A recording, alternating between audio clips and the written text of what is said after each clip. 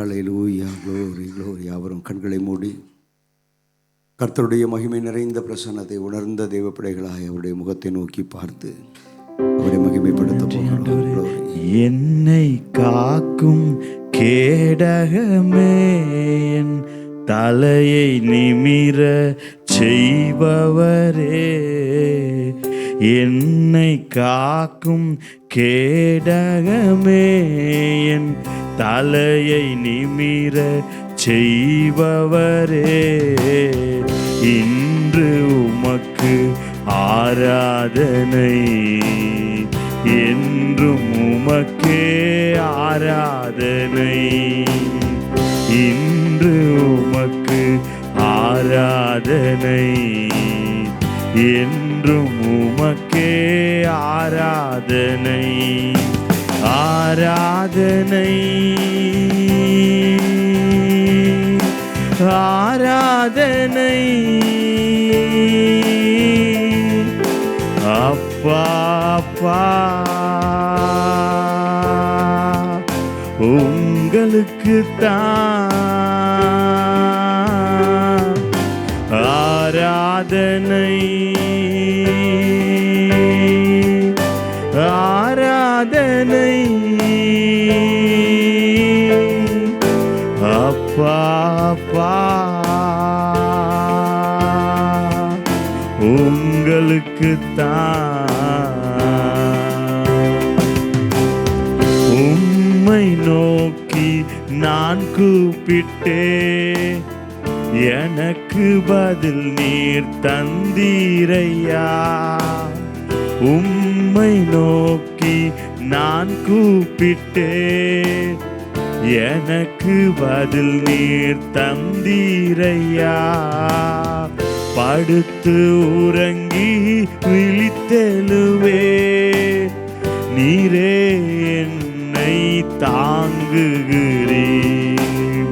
படுத்து உறங்கி விழித்தெழுவே, நீரே என்னை தாங்குகிறீர்.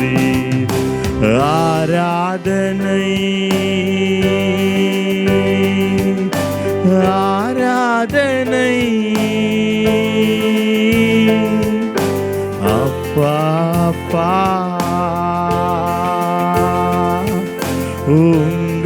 உங்களுக்குத்தான்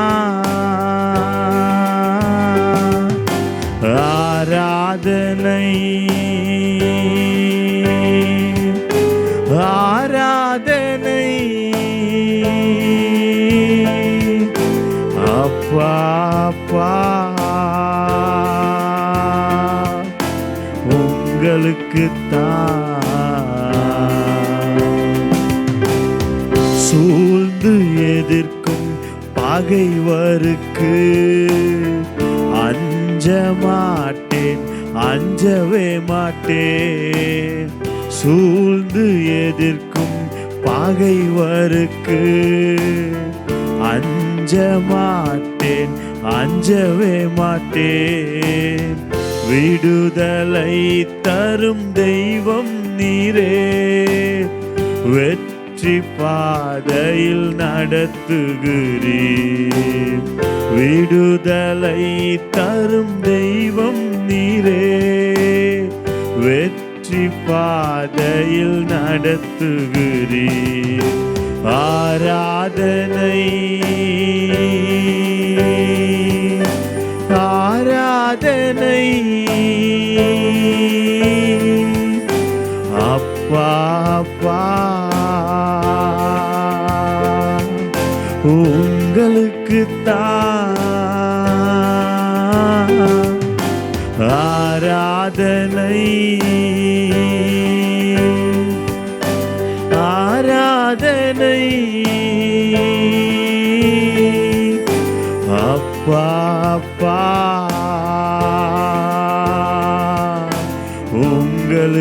உங்களுக்குத்தான்.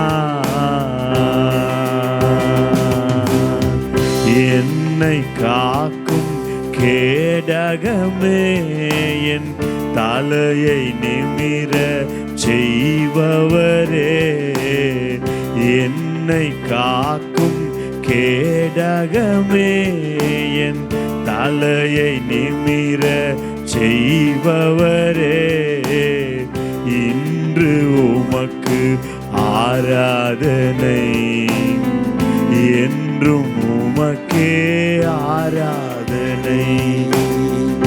இன்று உமக்கு ஆராதனை, என்றென்றும் உமக்கே ஆராதனை.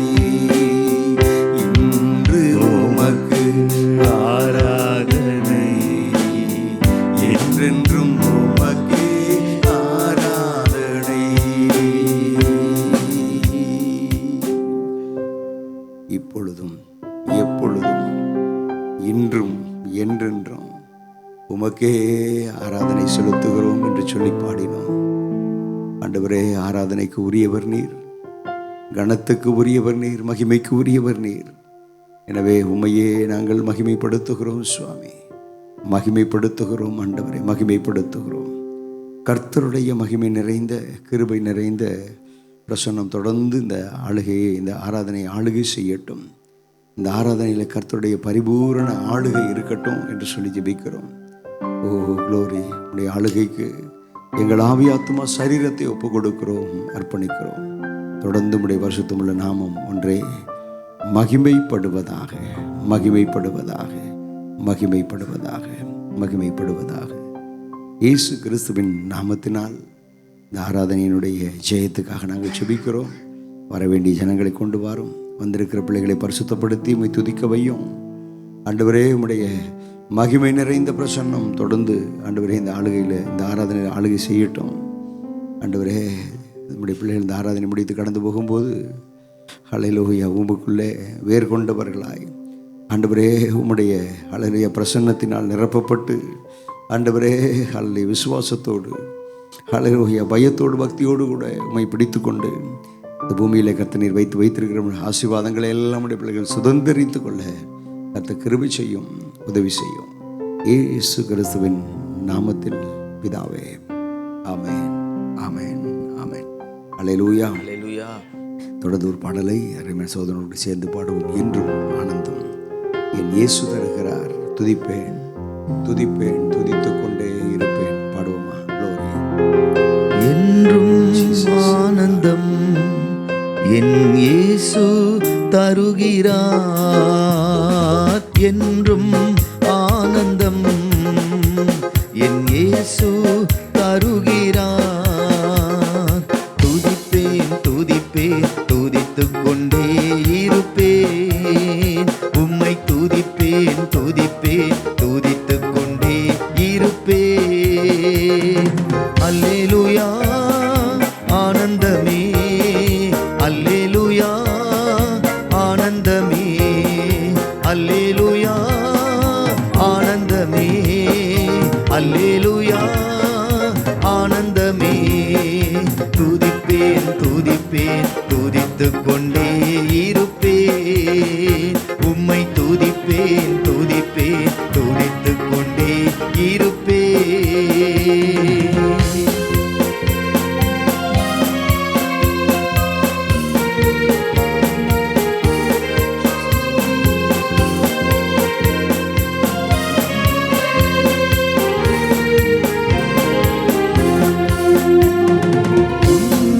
மறைவில் வல்லவர் நிழலில் என்றும் தங்குவே, உன்னதர் மறைவில் வல்லவர் நிழலில் என்றும் தங்குவே. தேவனை நோக்கி அடைக்கல பாறை என்றே சொல்லுவே, என் தேவனை நோக்கி அடைக்கல பாறை என்றே சொல்லுவே. அல்லேலூயா ஆனந்தமே, அல்லேலூயா ஆனந்தமே, அல்லேலூயா ஆனந்தமே, அல்லேலூயா ஆனந்தமே. துதிப்பேன் துதிப்பேன் துதித்துக் கொண்டே இருப்பேன், உம்மை துதிப்பேன் துதிப்பேன் துதித்துக் கொண்டே இருப்பேன்.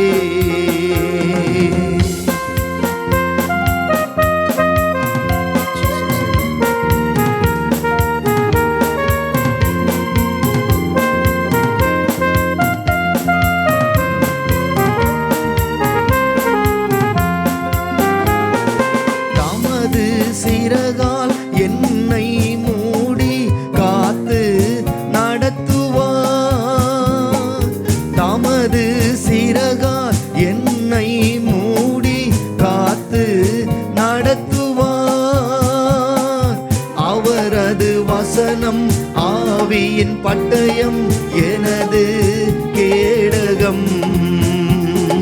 அவரது வசனம் ஆவியின் பட்டயம் எனது கேடகம். அல்லேலூயா ஆனந்தமே, அல்லேலூயா ஆனந்தமே, அல்லேலூயா ஆனந்தமே, அல்லேலூயா ஆனந்தமே. துதிப்பேன் துதிப்பேன் துதித்துக் கொண்டே இருப்பேன். உம்மை துதிப்பேன் துதிப்பேன் துதித்துக் கொண்டே இருப்பேன். வழிகளில் எல்லாம் என்னை காக்க தூதர்கள் எனக்குண்டு. வழிகளில் எல்லாம் என்னை காக்க தூதர்கள் எனக்குண்டு. பாதம் கல்லில் மோதாமல் காத்து கரங்களில் ஏந்துவார். என் பாதம் கல்லில் மோதாமல் காத்து கரங்களில் ஏந்துவார். அல்லேலூயா ஆனந்தமே, அல்லேலூயா ஆனந்தமே, அல்லேலூயா ஆனந்தமே, அல்லேலூயா ஆனந்தமே. துதிப்பேன் துதிப்பேன் துதித்துக் கொண்டே இருப்பேன். உம்மை துதிப்பேன் துதிப்பேன் துதித்துக் கொண்டே இருப்பேன். சிங்கத்தின் மேலும் பாம்பின் மேலும் நடந்தே செல்லுவேன். பாடுவோம்.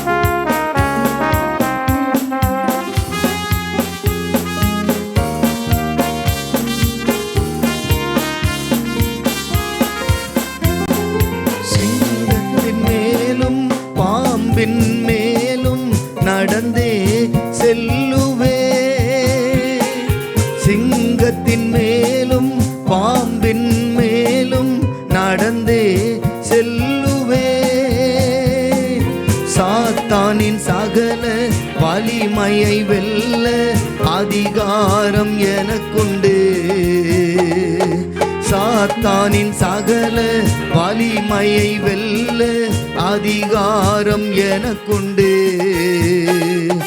அல்லேலூயா ஆனந்தமே, அல்லேலூயா ஆனந்தமே, அல்லேலூயா ஆனந்தமே, அல்லேலூயா ஆனந்தமே.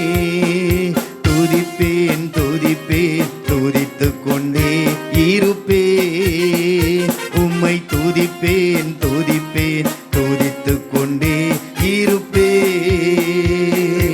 இரவின் பயங்கரம் பகலின் அம்பு எதற்கும் பயம் இல்லை. இரவின் பயங்கரம் பகலின் அம்பு எதற்கும் பயம் இல்லை. உன்னத தேவன் எனது அடைக்கலம் தங்கும் உறைவிடம். உன்னத தேவன் எனது அடைக்கலம் தங்கும் உறைவிடம். அல்லேலூயா ஆனந்தமே, அல்லேலூயா ஆனந்தமே, அல்லேலூயா ஆனந்தமே, அல்லேலூயா ஆனந்தமே.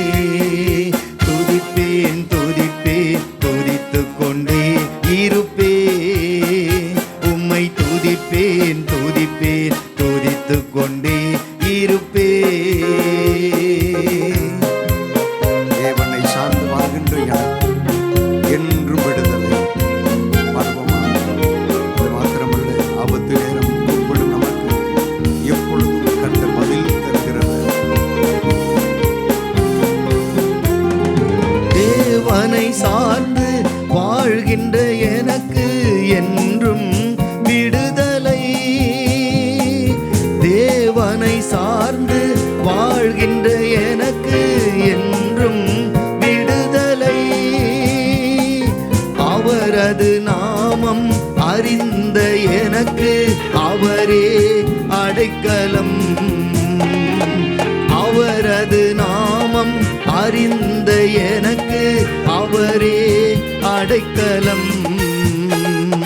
அல்லேலூயா ஆனந்தமே, அல்லேலூயா ஆனந்தமே, அல்லேலூயா ஆனந்தமே, அல்லேலூயா ஆனந்தமே. துதிப்பேன் துதிப்பேன் துதித்துக் கொண்டே இருப்பேன். உம்மை துதிப்பேன் துதிப்பேன் துதித்துக் கொண்டே இருப்பேன். என்றும் ஆனந்தம் என் இயேசு தருகிறார். என்றும் ஆனந்தம் என் இயேசு தருகிறார்.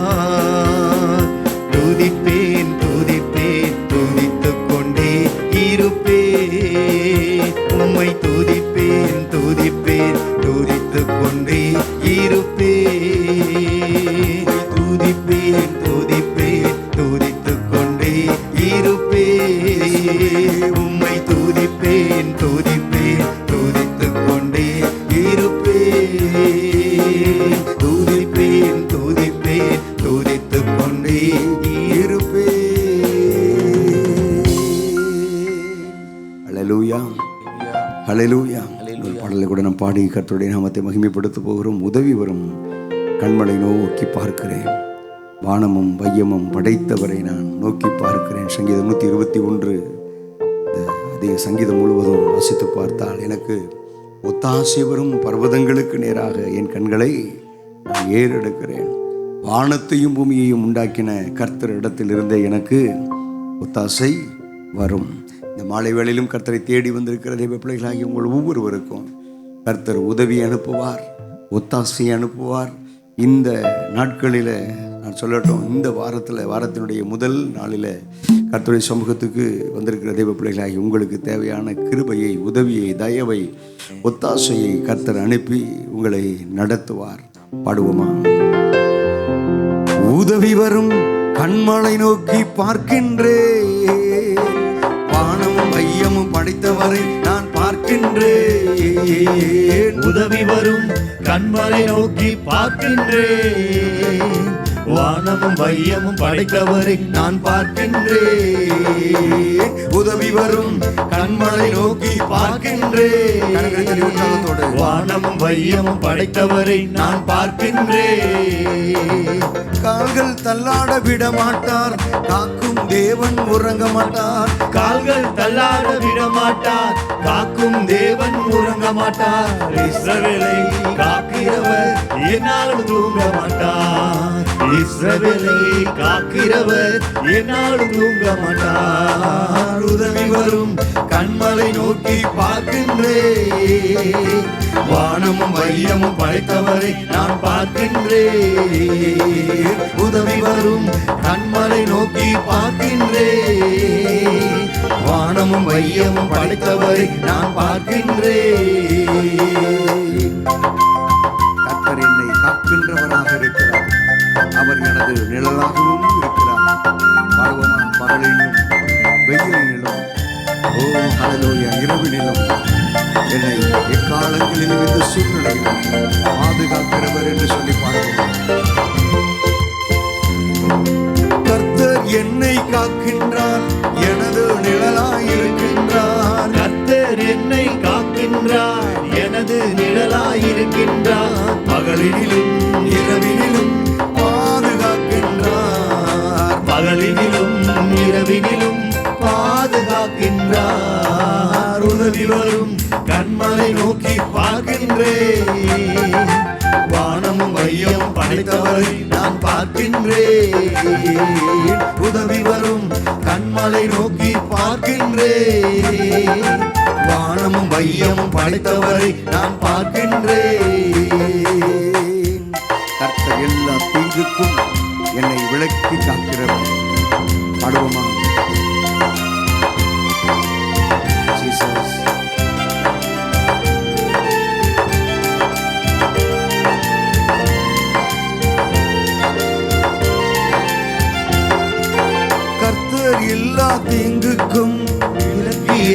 காத்திடுவார். கர்த்தர் எல்லா தீங்கிற்கும் விலக்கி என்னை காத்திடுவார். அவர் எனது ஆத்துமாவை அனுதினம் காத்திடுவார். அவர் எனது ஆத்துமாவை அனுதினம் காத்திடுவார். உதவி வரும் கண்மலை நோக்கி பார்க்கின்றேன். வானமும் வையம் படைத்தவரை நான் பார்க்கின்றேன். உதவி வரும் கண்மலை நோக்கி பார்க்கின்றேன். வானமும் வையமும் படைத்தவரை நான் பார்க்கின்றேன். போகும் போதும் காக்கின்றார், திரும்பும் போதும் காக்கின்றார். போகும் போதும் காக்கின்றார், திரும்பும் போதும் காக்கின்றார். இப்போதும் எப்போதும் என்னாலும் காத்திடுவார். இப்போதும் எப்போதும் என்னாலும் காத்திடுவார். உதவி வரும் கண்மலை நோக்கி பார்க்கின்றேன். வானமும் மையம் படைத்தவரை நான் பார்க்கின்றேன். உதவி வரும் கண்மலை நோக்கி பார்க்கின்றேன். வானமும் மையம் படைத்தவரை நான் பார்க்கின்றேன். உதவி வரும் கண்மலை நோக்கி பார்க்கின்றேன். வானமும் மையமும் படைத்தவரை நான் பார்க்கின்றேன். அல்லேலூயா. நமக்கு உதவி செய்கிறவர், நமக்கு ஒத்தாசை செய்கிறவர் நம்முடைய ஆண்டவராகிய இயேசு கிறிஸ்து. அல்லேலூயா. பழைய ஏற்பாட்டு புத்தகத்தில் கர்த்தர் எனக்கு ஒத்தாசை செய்கிறார் என்று சொல்லி 121ஆம் சங்கீதத்தில் தாவீது பக்தன் எழுதியிருக்கிறார். எனக்கு ஒத்தாசை வரும் பர்வதங்களுக்கு நேராக என் கண்களை நான் ஏறெடுக்கிறேன். வானத்தையும் பூமியையும் உண்டாக்கின கர்த்தரிடத்திலிருந்தே எனக்கு ஒத்தாசை வரும்.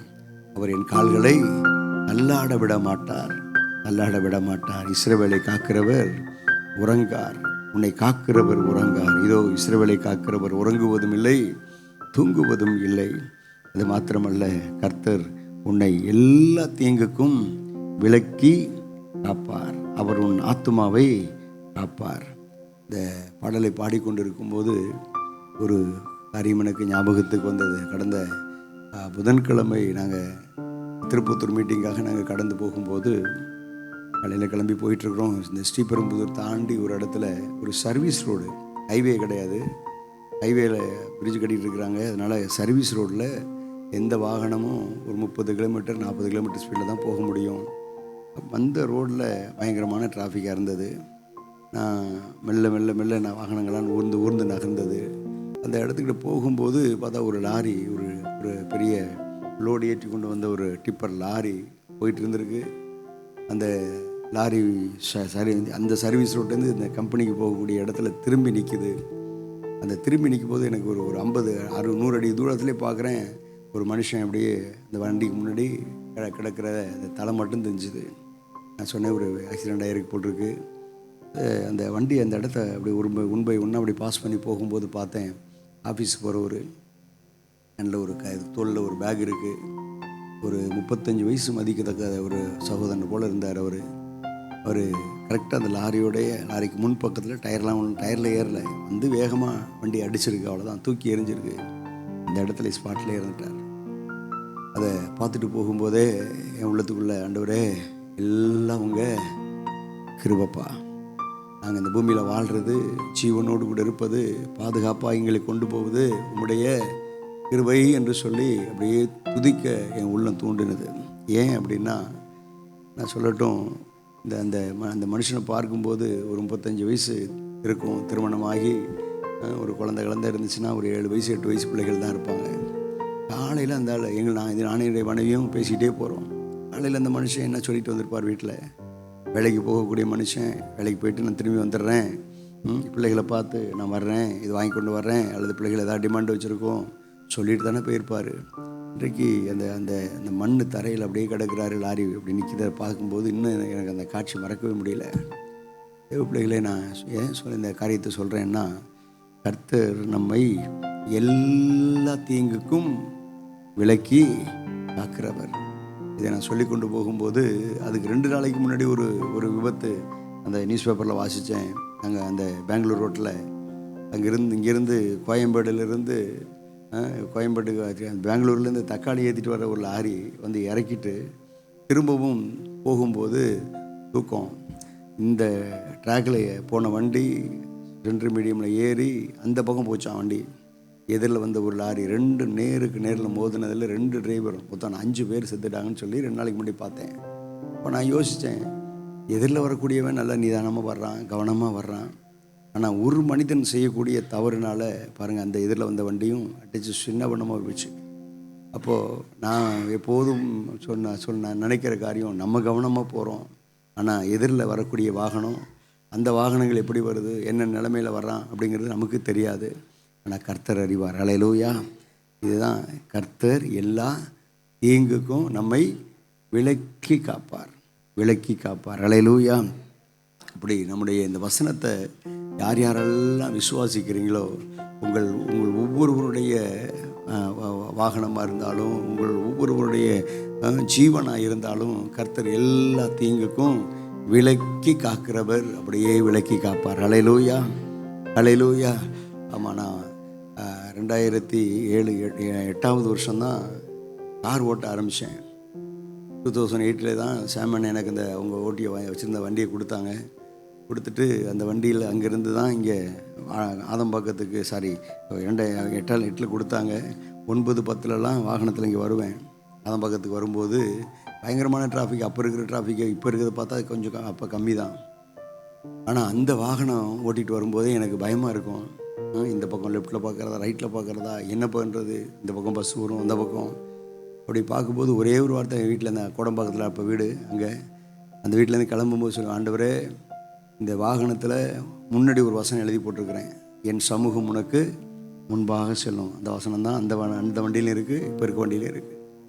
அதுக்கு பிற்பாடு பின்பாக ஒரு வசனம் இருக்குது, கர்த்தருடைய மகிமை உன்னை பின்னாலே காக்கும்.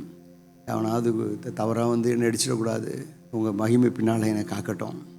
அது மாத்திரமல்ல, இந்த வாகனத்துக்கு லெஃப்ட்லேயும் ரைட்லேயும் வலப்பக்கமும் இடப்பக்கமும் உனக்கென்று கர்த்தர் வைத்திருக்கிற தேவ தூதர்களுடைய பாதுகாப்பு இருக்குன்னு ஆண்டவர் சொல்லியிருக்காரு. அதனால் ஒருவேளை நான் தப்பாக ஓட்டிட்டு போயிட்டால் கூட, ஆண்டவரே, இந்த வலப்பக்கமோ இடப்பக்கமோ வாகனம் எதுவும் இந்த வாகனத்தை சேதப்படுத்தாதபடி பார்த்துக்கோங்க அப்படின்னு சொல்லி, அப்படிப்பட்ட மனநிலையோடு கூட வாகனத்தை ஓட்டுவேன். நான் கர்த்தருடைய கிருபையினால் நான் சொல்லட்டும், அந்த வார்த்தையின்படியே நம்ம எதை விசுவாசிக்கிறோமோ, எந்த வார்த்தையை நம்ம விசுவாசிக்கிறோமோ அந்த வார்த்தையின்படியே கர்த்தர் நம்மை நடத்துகிறவராக இருக்கிறார். ஹல்லேலூயா. ஹல்லேலூயா. நீங்கள் அதுபோல் உங்களுடைய வீட்டில் உங்களுடைய கணவனானாலும் சரி, உங்களுடைய பிள்ளைகளானாலும் சரி, வேலைக்கு போகிறவங்க, வெளியே போகிறவங்க, வாகனத்தில் போனாலும் சரி, இல்லை நடந்து போனாலும் சரி, கர்த்தர் என்னை எல்லா தீங்குக்கும் விலக்கி காப்பார். என் குடும்பத்தை எல்லா தீங்குக்கும் பொல்லாப்புக்கும் விலக்கி காப்பார். இந்த விபத்து மாத்திரம் நான் சொல்ல விரும்பலை. இன்றைக்கு இருக்கக்கூடிய உலகத்தில் மனிதர்கள் செய்யக்கூடிய காரியம் என்னென்னா, ஒரு ஒருத்தனுக்கு பிடிக்கலை அப்படின்னா, ஒரு மனிதனுடைய உயர்வு ஒரு மனுஷனுக்கு அவன் உயர்ந்து போகிறது ஒத்துக்கொள்ள அப்படின்னா, உடனே ஓடி போய் மந்திரவாதிகள்ட்ட போய் மந்திரம் பண்ணுறாங்க. இது உலக மனிதர்கள்லாம் ஈஸியாக அதில் சிக்கிக்கொள்கிறாங்க. ஏன்னா அவர்களுக்கு கர்த்தருடைய பாதுகாப்பு என்கிற வேலி இல்லை. உங்களுக்கு எனக்கு இயேசுவின் நாமம் என்கிற வேலி இருக்கிறது, இயேசு கிறிஸ்துவினுடைய ரத்தம் என்கிற வேலி இருக்கிறது. உங்களை என்னை சுற்றி கர்த்தர் வேலி அடைத்து பாதுகாத்து கொண்டு இருக்கிறார். ஹல்லேலூயா. ஆனால் இயேசுவை அறியாத ஜனங்கள், ரட்சிக்கப்படாத ஜனங்கள் அப்படி வேலி இல்லாத ஒரு தோட்டத்தை போல, வேலி இல்லாத கதவு இல்லாத ஒரு வீட்டை போல தான் வாழ்ந்து கொண்டு இருக்கிறாங்க. ஆனால் நமக்கும் உங்களுக்கும் எனக்கும் கர்த்தருடைய நாமத்தை அறிந்திருக்கிற பிள்ளைகளாய் நீங்களும் நானும் இருக்கிறபடினால் உங்களை என்னையும் கர்த்தர் உயர்ந்த அடைக்கலத்துக்குள்ளே கர்த்தர் வைத்திருக்கிறார். ஹல்லேலூயா. ஹல்லேலூயா. ஆமாம், அதனால் நமக்கு நான் சொல்லுவேன், தேவ பிள்ளைகளுக்கு அந்த காரியங்கள்லாம் பலிக்காது. ஆனாலும் கூட அநேக நேரங்களில் பிசாசு செய்யக்கூடிய காரியம் என்னென்னா, சபைகளுக்கு விரோதமாய், ஊழியங்களுக்கு விரோதமாய், ஊழியக்காரர்களுக்கு விரோதமாய் போய் மந்திரம் பண்ணக்கூடிய அப்படிப்பட்ட ஆட்கள், அப்படிப்பட்ட நபர்களை குறித்தும் இந்த காதால் கேட்டிருக்கேன். தேவ பிள்ளைகளே, நான் சொல்லட்டும், எப்படிப்பட்ட தீங்காய் இருந்தாலும் சொல்கிறேன், கர்த்தர் உங்களை எல்லா தீங்குக்கும், அந்த எல்லா அப்படிங்கிற வார்த்தை இருக்கு இல்லையா, அது நோய் நொடியாக இருந்தாலும் சரி, அல்லது விபத்துகளாக இருந்தாலும் சரி, அல்லது இப்படிப்பட்ட பிசாசினுடைய போராட்டங்களாக இருந்தாலும் சரி, எல்லா தீங்குக்கும் உங்களையும் என்னையும் விலக்கி காக்கிற கர்த்தர் இயேசு கிறிஸ்து. ஹல்லேலூயா. அல்லேலூயா. எனவே இந்த ஒரே ஒரு சரணத்தை மாத்திரம் நாம் திரும்பி உணர்ந்து பாடப்போகிறோம்.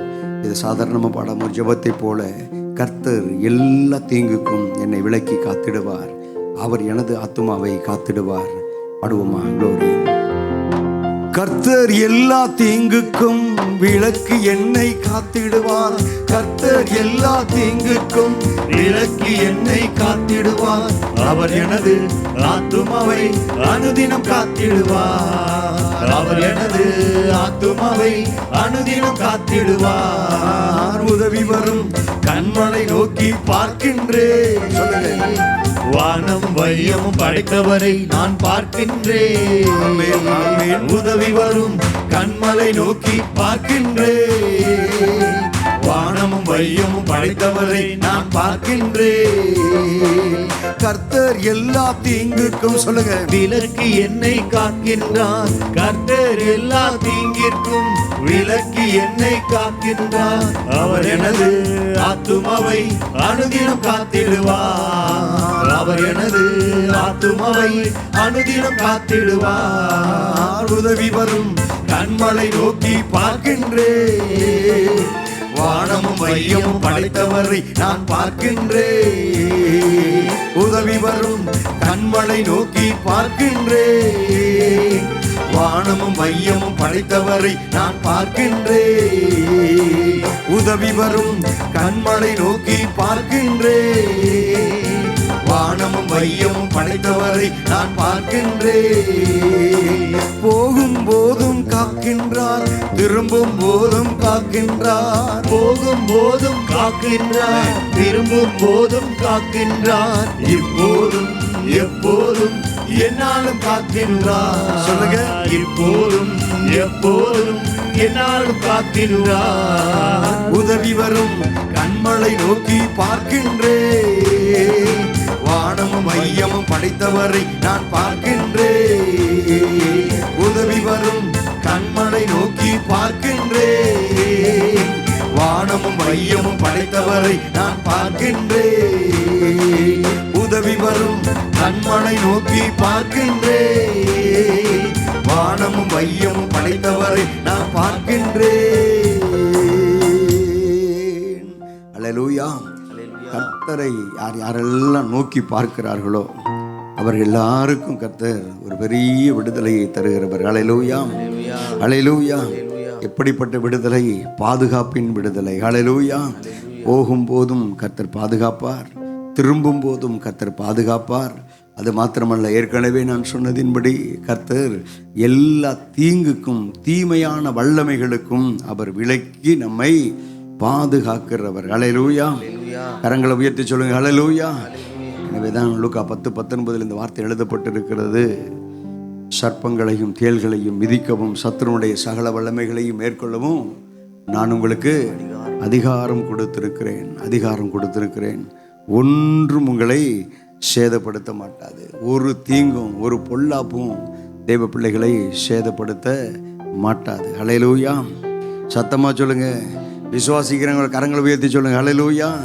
சர்ப்பங்களையும் தேள்களையும் மிதிக்கவும் சத்துருவினுடைய சகல வல்லமைகளை, சத்துருவினுடைய சகல வல்லமை அப்படின்னு சொல்லி பார்க்கும்போது சத்துருவினுடைய சகல வல்லமைகள் என்றால் அந்த காரியங்களை சொல்லும்போது அந்த பொல்லாத மனிதர்கள் செய்கிற தீமையான காரியங்கள், ஒரு மனுஷனை கெடுக்கணும், ஒரு மனுஷனுடைய உயர்வை தடுக்கணும்னு சொல்லி அவர்கள் செய்கிற காரியங்கள். ஒரு முறை இதை சொல்லிக் கொண்டிருக்கும் ஞாபகத்துக்கு வருகிறது. அக்னி ஜேசாஸ் அவர்கள் மலைநாடுகளில் ஊழியம் செஞ்சு கொண்டிருந்த போது அங்கே ஊழியத்தை செய்கிறதுனால இவரை எப்படியாகிலும் இவரை இங்கேருந்து துரத்தணும்னு சொல்லி அந்த மலை கிராமத்தில் இருந்த ஒரு மந்திரவாதி மந்திரம் பண்ணிக்கிட்டே இருப்பாராம். இவருக்கு ஒன்றும் நடக்கலை. இவர் இருக்கிறத சாப்பிட்டுட்டு அங்கே இருக்கக்கூடிய கிராமங்களுக்கு கடந்து போய் ஊழியம் செஞ்சுட்டு வருவார். அப்போது அந்த மந்திரவாதியினுடைய மகன் ஒரு நாள் திடீர்னு வந்தானா. வந்து பார்த்துட்டு, அண்ணே உங்களுக்கு ஒன்றுமே செய்யாதானே, உங்களுக்கு எதுவுமே பண்ணாதானே அப்படி கேட்டானா. என்னடா அப்படி கேட்குற, ஏன் தம்பி இப்படி கேட்குற அப்படின்னு சொல்லி கேட்டபோது, உங்களுக்கு வியாதியெலாம் வராதா, உங்களுக்கு நீங்களாம் சிக்காகி படுக்க மாட்டீங்களா, உங்களுக்கு ஓய்வு, நீங்கள் தனியாக இருக்கிறீங்களே, உங்களுக்கு சிக்கெல்லாம் சிக்னஸ் வராதா அப்படின்னு சொல்லி கேட்டால், ஏன் அப்படின்னு கேட்டால், இல்லை இல்லை, நீங்கள் எப்போதும் நல்லா ஹெல்த்தியாக இருக்கிறீங்க, ஓடிக்கிட்டே இருக்கிறீங்க, இந்த மலை கிராமங்களில் ஏறுறீங்க இறங்குறீங்க அப்படின்னு சொல்லிட்டு இருக்கும்போது அங்கே இருக்கக்கூடிய ஒரு நபர் சொன்னாராம், இந்த பையன் மந்திரவாதியினுடைய மகன், அவங்க அப்பா செஞ்ச மந்திரம் பழிக்கலையே, இந்த ரகசியத்தை போய் எப்படியாவது கேட்டுட்டு வாடான்னு சொல்லி மகன்கிட்ட தூது அனுப்பியிருக்கிறாரு. அவன் வந்து பேதமையாக அண்ணே உங்களுக்கு ஒன்றுமே செய்யாதா அப்படின்னு சொல்லி கேட்டானான். தேவ பிள்ளைகளே, நான் சொல்கிறேன், ஆண்டவருடைய அனுமதி இல்லாமல் தேவ பிள்ளைகளுடைய தலையில் இருக்கக்கூடிய ஒரு முடி கூட கீழே விழாது. ஹல்லேலூயா. வாக்குத்தத்தம் அப்படித்தான் சொல்லுகிறது, உனக்கு விரோதமாக உருவாக்கப்படும் எந்த ஆயுதமும் வாய்க்காதே போகும். அது மாத்திரமல்ல, நான் அதற்கு சுற்றிலும் அக்கினி மதிலாயிருந்து அதன் நடுவில் மகிமையாக இருப்பேன். ஹல்லேலூயா. தேவ பிள்ளைகளை, நான் திரும்ப சொல்கிறேன், எனவே தான் நாம் என்ன பண்ணணும், எப்போதும் கர்த்தருடைய அந்த மகிமையாக இருப்பேன்னு சொன்னார் இல்லையா, இந்த கர்த்தருக்குள்ளேயே நாம் இருக்கணும். ஹல்லேலூயா. இந்த கர்த்தருடைய பிரசன்னத்துக்குள்ளேயே இருக்கணும், அவருடைய அன்புக்குள்ளேயே இருக்கணும். ஏதாகிலும் குறைகள் குற்றங்கள் அப்படி வந்துச்சுன்னா கூட உடனே ஆண்டவர் உணர்த்துகிற போது அப்படியே ஓடி வந்துடணும். ஆண்டவர்கிட்ட மன்னிப்பு கேட்டு ஓடி வந்துடணும். ஏதாகிலும் காரியங்கள் கர்த்தருக்கு பிரியமில்லாத காரியங்கள் இருந்தால் அதையெல்லாம் சரி செய்து விட்டு கர்த்தருடைய அந்த அன்பின் கரத்துக்குள்ளே நாம் இருக்கும்போது, தேவ பிள்ளைகளை நான் சொல்லட்டும், நான் அதற்கு சுற்றிலும் என்று சொல்லக்கூடிய வார்த்தை என்ன, எதற்கு அப்படின்னா, உங்களையும் என்னையும் விலைக்கிரயம் கொடுத்து வாங்கினாரே இயேசு கிறிஸ்து, உங்களையும் என்னையும் விலையேற பெற்றவர்களாக இந்த பூமியில் வைத்திருக்கிறாரே. எனவே விலைக்கிரயமாய் கொல்லப்பட்ட தெய்வ பிள்ளைகளாகிய உங்களையும் என்னையும் சுற்றிலும் அவர் எப்படி இருக்கிறாராம், அக்கினி மதிலாய் அவர் இருக்கிறார். ஹல்லேலூயா. அக்கினி மதிலாய் இருந்து அதன் நடுவில் மகிமையாய் நான் இருப்பேன் என்று சொல்லி இந்த வார்த்தை வசனங்கள் வாக்குத்தத்தங்கள் சொல்லப்பட்டு இருக்கிறது. தெய்வ பிள்ளைகளே, ஒரு அக்கினி எரிஞ்சிட்டு இருக்கு அப்படின்னா, அந்த எரிந்து கொண்டிருக்கிற அக்கினிக்கு உள்ளுக்குள்ள எந்த குப்பையோ கூலத்தையோ பிசாசானவன் கொண்டு வருகிற எந்த மந்திரமோ வல்லமையோ வியாதியோ பலகீனமோ எதையாகிலும் ஏவி கொண்டிருந்தால், எரிந்து கொண்டிருக்கிற அக்கினிக்குள்ளே அது விழுந்துச்சு அப்படின்னா அது பஸ்மமாக போயிடும். ஒருவேளை ஆண்டவருடைய தேவ பிள்ளைகள் அந்த ஆவிக்குரிய ஜீவியத்தில் அனலும் இல்லாமல் குளிரும் இல்லாமல் இருந்தால், வெளிப்படுத்தின சொல்லப்பட்டிருக்க வார்த்தையின்படி அவங்கள நான் வாந்தி பண்ணி போட்டுருவேன்னு ஆண்டவர் சொல்லியிருக்கிறாரு. அனலும் இல்லாமல் குளிரும் இல்லாமல் வெதுவெதுப்பான நிலைமையில் இருந்தால் தீங்குகள் எல்லாம் உள்ளே வந்து உட்கார்ந்து கொள்ள ஆரம்பிக்கும், குடிகொள்ள ஆரம்பிக்கும். அதற்கு பிற்பாடு அந்த குடும்பத்தை, அந்த நபரை தாக்க ஆரம்பிக்கும். ஹல்லேலூயா. எனவே தான் எப்பொழுதும் ஆண்டவருடைய பிரசன்னத்துக்குள்ளே, இயேசு கிறிஸ்துவினுடைய பிரசன்னத்துக்குள்ளே நாம் எப்பொழுதும் கவனமாக இருக்கணும், விழிப்பாக இருக்கணும். ஹல்லேலூயா. இப்படி நம்ம எல்லாரும் எழுமி நின்று அந்த கர்த்தரை நோக்கி பார்த்து, இது வரைக்கும் கர்த்தர் அப்படியாய் உங்களையும் என்னையும் பாதுகாத்து வழி நடத்தினார். ஓ ஹல்லேலூயா. ஜீசஸ் சொல்லுங்க வாய் திறந்து, ஆண்டவரே, ஓ எனக்கு ஒத்தாசை வருகிற பர்வதமாய் உதவி செய்கிற கண்மலையாய் கர்த்தர் நீர் இருந்தீரே, உமக்கு நன்றி சொல்லுங்க. உமக்கு நன்றி அப்பா, உமக்கு நன்றி சொல்லுகிறேன் ராஜா, நன்றி சொல்லுகிறேன் ஆண்டவரே, உம்மை மகிமைப்படுத்துகிறேன் அப்பா, மகிமைப்படுத்துகிறேன் ஆண்டவரே. ஹல்லேலூயா. கடந்த நாட்களில் அப்படியே கொஞ்ச நேரம் கர்த்தரை துதிங்க. கடந்த நாட்களில் எல்லாம் கர்த்தர் கண்மணி போல எங்களை பாதுகாத்தீரப்பா, கண்ணின் கருவிழி போல எங்களை பாதுகாத்தீர் சுவாமி. உன்னை தொடுகிறவன் என் கண்மணியை தொடுகிறான் என்று சொல்லி கண்ணின் கருவிழி போல எங்களை பாதுகாத்தீர். உமக்கு ஸ்தோத்திரம் சொல்லுங்க. உமக்கு ஸ்தோத்திரம். என்னை அப்படியாய் பாதுகாத்து நடத்தினீர், என் குடும்பத்தை பாதுகாத்து நடத்தினீர். ஓ ஹல்லேலூயா. என் கணவனை, என் மனைவியை, என் பிள்ளைகளை, எனக்கு உண்டான யாவற்றையும் கர்த்தனீர் அப்படியாய் பாதுகாத்து நடத்தினீர். உமக்கு நன்றி சொல்லுகிறேன் ராஜா. உமக்கு நன்றி. உமக்கு ஸ்தோத்திரம் சொல்லுங்க வாய் திறந்து. உமக்கு ஸ்தோத்திரம். ஹல்லேலூயா. உன்னை தொடுகிறவன் என் கண்மணியை தொடுகிறான் என்ற வார்த்தையின்படி உம்முடைய கண்ணின் கரு விழி போல எங்களை பாதுகாத்து நடத்தினீரே. சொல்லுங்க, பாதுகாத்து நடத்தினீரே. வாய் திறந்து சொல்லுங்க, உமக்கு ஸ்தோத்திரம். என்னை பாதுகாத்து நடத்தினீர் வைத்தீரே உமக்கு ஸ்தோத்திரம். அல்லேலூயா. நாங்கள் ஆண்டவரே அறியாதபடிக்கு எங்கள் கால்களுக்கு கண்ணிகளை வைக்க வேண்டும் என்று சொல்லி நாங்கள் அறியாதபடி எங்களுடைய கால்களிலே கண்ணிகளில் நாங்கள் சிக்கிக்கொள்ள வேண்டும் என்று சொல்லி பிசாசானவன் கொண்டு வந்து வைத்த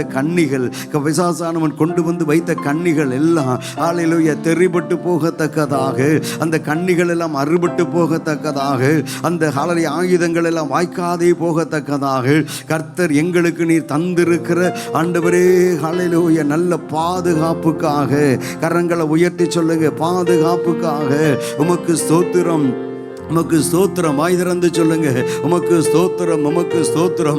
அவன் என் நாமத்தை அறிந்திருக்கிறபடியினால் அவனை உயர்ந்த அடைக்கலத்தில் வைப்பேன் என்று வாக்கு பண்ணினவர். சொல்லுங்க வாய் திறந்து. அவன் என் நாமத்தை அறிந்திருக்கிறபடியினால் அவனை உயர்ந்த அடைக்கலத்தில் வைப்பேன் என்று வாக்கு பண்ணின கர்த்தர் உயர்ந்த அடைக்கலத்தில் சொல்லுங்க, என்னை கொண்டு போய் வைத்தீரே, என் குடும்பத்தை கர்த்தர் கொண்டு போய் வைத்தீரே, உயர்ந்த அடைக்கலத்துக்குள்ளே எங்களை கர்த்தர் கொண்டு போய் வைத்தீரே, உமக்கு ஸ்தோத்திரம் ராஜா. சொல்லுங்க, ஸ்தோத்திரம் ஆண்டவரே, உமக்கு ஸ்தோத்திரம், ஸ்தோத்திரம், ஸ்தோத்திரம். உயர்ந்த அடைக்கலத்துக்குள்ளே எங்களை கர்த்தர் கொண்டு போய் வைத்தீரே, உமக்கு ஸ்தோத்திரம். உயர்ந்த அடைக்கலத்துக்குள்ளே கர்த்தர் எங்களை கொண்டு போய் வைத்திருக்கிறீரே, உமக்கு ஸ்தோத்திரம். உயர்ந்த அடைக்கலத்துக்குள்ளே கர்த்தர் எங்களை கொண்டு போய் வைத்திருக்கிறீரே. சொல்லுங்க, உமக்கு ஸ்தோத்திரம், ஸ்தோத்திரம், ஸ்தோத்திரம். இயேசுவே உமக்கு ஸ்தோத்திரம், இயேசு கிறிஸ்துவே உமக்கு ஸ்தோத்திரம், ஸ்தோத்திரம், ஸ்தோத்திரம், ஸ்தோத்திரம், ஸ்தோத்திரம்.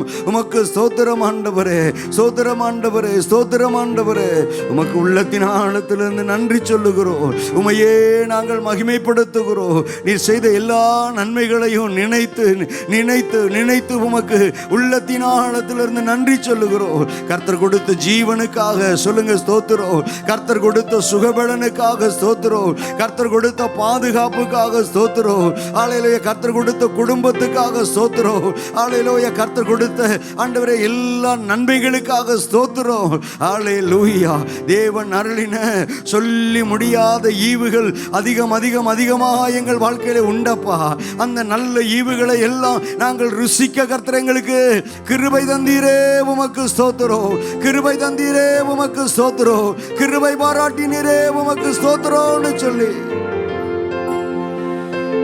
எந்த உயிர் உள்ள நாட்கள் எல்லாம் உம்மை புகழ்ந்து பாடிடுவேன். கரங்களை தட்டி பாடுங்க. எந்த உயிர் உள்ள நாட்கள் எல்லாம் உம்மை புகழ்ந்து பாடிடுவேன். ராஜா நீ செய்த நன்மைகளை எண்ணி எண்ணி துதித்திடுவேன். இயேசு ராஜா நீ செய்த நன்மைகளை எண்ணி எண்ணி துதித்திடுவே. ஆராதனை உமக்கே, ஆராதனை உமக்கே, ஆராதனை உமக்கே, எங்கள் ஆராதனை உமக்கே, ஆராதனை உமக்கே, ஆராதனை உமக்கே, எங்கள் ஆராதனை உமக்கே, எங்கள் ஆராதனை உமக்கே. சிறகுகளின் நிழலில் என்றென்றும் மகிழச் செய்தி. சிறகுகளின் நிழலில் என்றென்றும் மகிழச் செய்தி. தூயவரே என் துணையாளரே, துதிக்கு பாத்திரரே. தூயவரே என் துணையாளரே, துதிக்கு பாத்திரரே. ஆராதனை உமக்கே, ஆராதனை உமக்கே, ஆராதனை உமக்கே, எங்கள் ஆராதனை உமக்கே, ஆராதனை உமக்கே, ஆராதனை உமக்கே, ஆராதனை உமக்கே.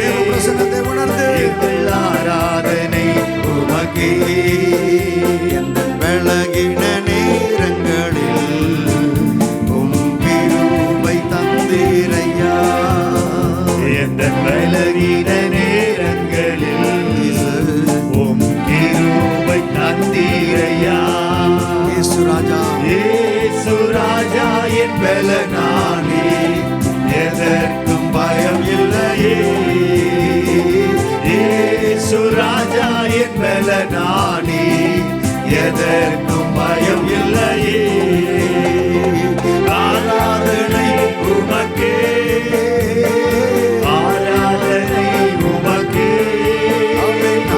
ஆராதனை உமக்கே, எங்கள் ஆராதனை உமக்கே, ஆராதனை உமக்கே, ஆராதனை உமக்கே, ஆராதனை உமக்கே, எங்கள் ஆராதனை உமக்கே. ஹல்லேலூயா. ஆராதனை உமக்கே, ஆராதனை உமக்கே, ஆராதனை உமக்கே, எங்கள் ஆராதனை உமக்கே. மீண்டுமாய் ஆராதனை உமக்கே, கண்களை மூடி ஆராதனை உமக்கே, ஆராதனை உமக்கே, எங்கள் ஆராதனை உமக்கே. என் உயிர் உள்ள நாட்கள் எல்லாம் உம்மை புகழ்ந்து பாடிடுவேன். சொல்லுங்க. எங்கள் உயிருள்ள நாட்கள் எல்லாம் ஆமென்.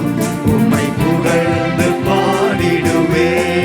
ராஜா நீ செய்த ராஜா நீ செய்த நன்மைகளை எண்ணி எண்ணி துதித்திடுவேன்.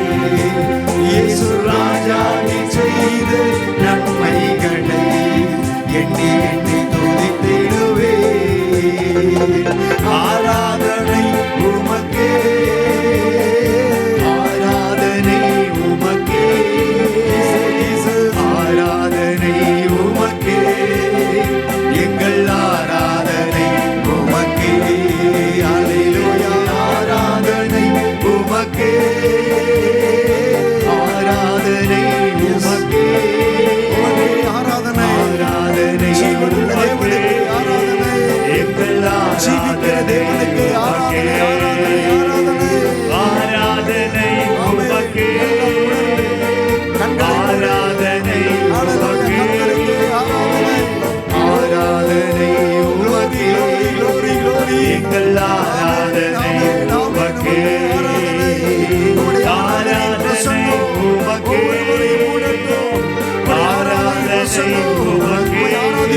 அபிஷேக பிரசன்னம் ஒவ்வொருவரையும் நிரப்பட்டும், ஒவ்வொருவரையும் நிரப்பட்டும். ஆமென், ஆமென், ஆமென். ஆராதனை உமக்கே, ஆராதனை உமக்கே. ஜீவனுள்ள தேவனுக்கு ஆராதனை, ஜீவிக்கிற தேவனுக்கு ஆராதனை, எங்கள் ஜீவனின் மரணம் இருக்கிறவருக்கு ஆராதனை. ஓ glory, glory, glory. ஆமென், ஆமென், ஆமென், ஆமென். நீங்க சொல்ல சொல்ல சொல்ல சொல்ல ஹalleluya.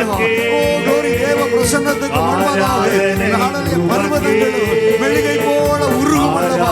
இப்பொழுது அவருடைய மகிமை நிறைந்த பிரசன்னம் உங்களுக்குள்ளே இறங்கும் போது எல்லா எல்லா எல்லா ஹalleluya உலக காரியங்களும் உலக கவலைகளும் ஓ உலகத்தில் உங்களை ஒடுக்குகிற எல்லா ஓ glory காரியங்களும் இப்பொழுது இப்பொழுது இப்பொழுது ஹalleluya மெழுகை போல இந்த ஆராதிக்கிற நேரத்தில் ஆராதனையின் பிரசன்னம் உங்களுக்குள்ளே கடந்து வந்து அவைகள் எல்லாவற்றையும் மெழுகை போல உருக பண்ணி கொண்டிருக்கிறது. ஓ ஷபதடபகரவா ஓ ரிபால மகதரங்கதரா ரிகாதலகதுரு. ஆமென், ஆமென், ஆமென். ஓ glory, glory, glory. ஆமென், ஆமென், ஆமென். உமக்கு ஸ்தோத்திரம். ஆமென். உமக்கே ஆராதனை, உமக்கே ஆராதனை, உமக்கே ஆராதனை. வாய் திறந்து சொல்லுங்க. அப்பா உங்க பிரசன்னம் என்ன நிரப்பட்டும், உங்க மகிமை பிரசன்னம் என்ன மூடட்டும். உங்களுடைய மகிமை பிரசன்னத்தாலே என்னை நிரப்புங்க, நிரப்புங்க. நிறைவானது வரும்போது குறைவானது ஒளிந்து போகுமே. இப்போ இப்போ இப்போ நிறைவான தேவ மகிமை, நிறைவான தேவ பிரசன்னம், நிறைவான தேவ அபிஷேகம் எனக்குள்ளே எனக்குள்ளே எனக்குள்ளே கடந்து வரட்டும். ஓ ஷபாதுடா ரிகதர வந்தரா ரிபாபாபாபாபாபா ரிகதட கதரா.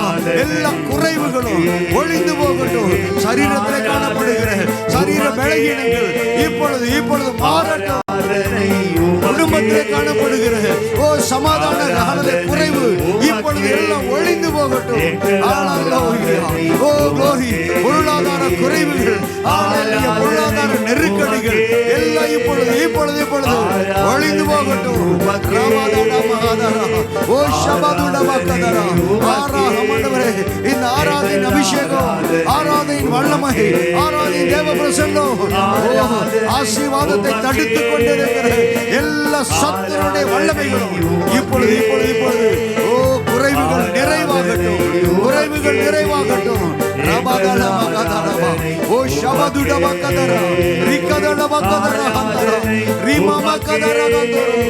ஓ glory glory glory. ஆராதனை உமக்கே, எங்கள் ஆராதனை உமக்கே. ஹல்லேலூயா glory glory. ஆராதனை சொல்லுங்க உமக்கே, ஆராதனை உமக்கே, ஆராதனை உமக்கே, ஆராதனை உமக்கே.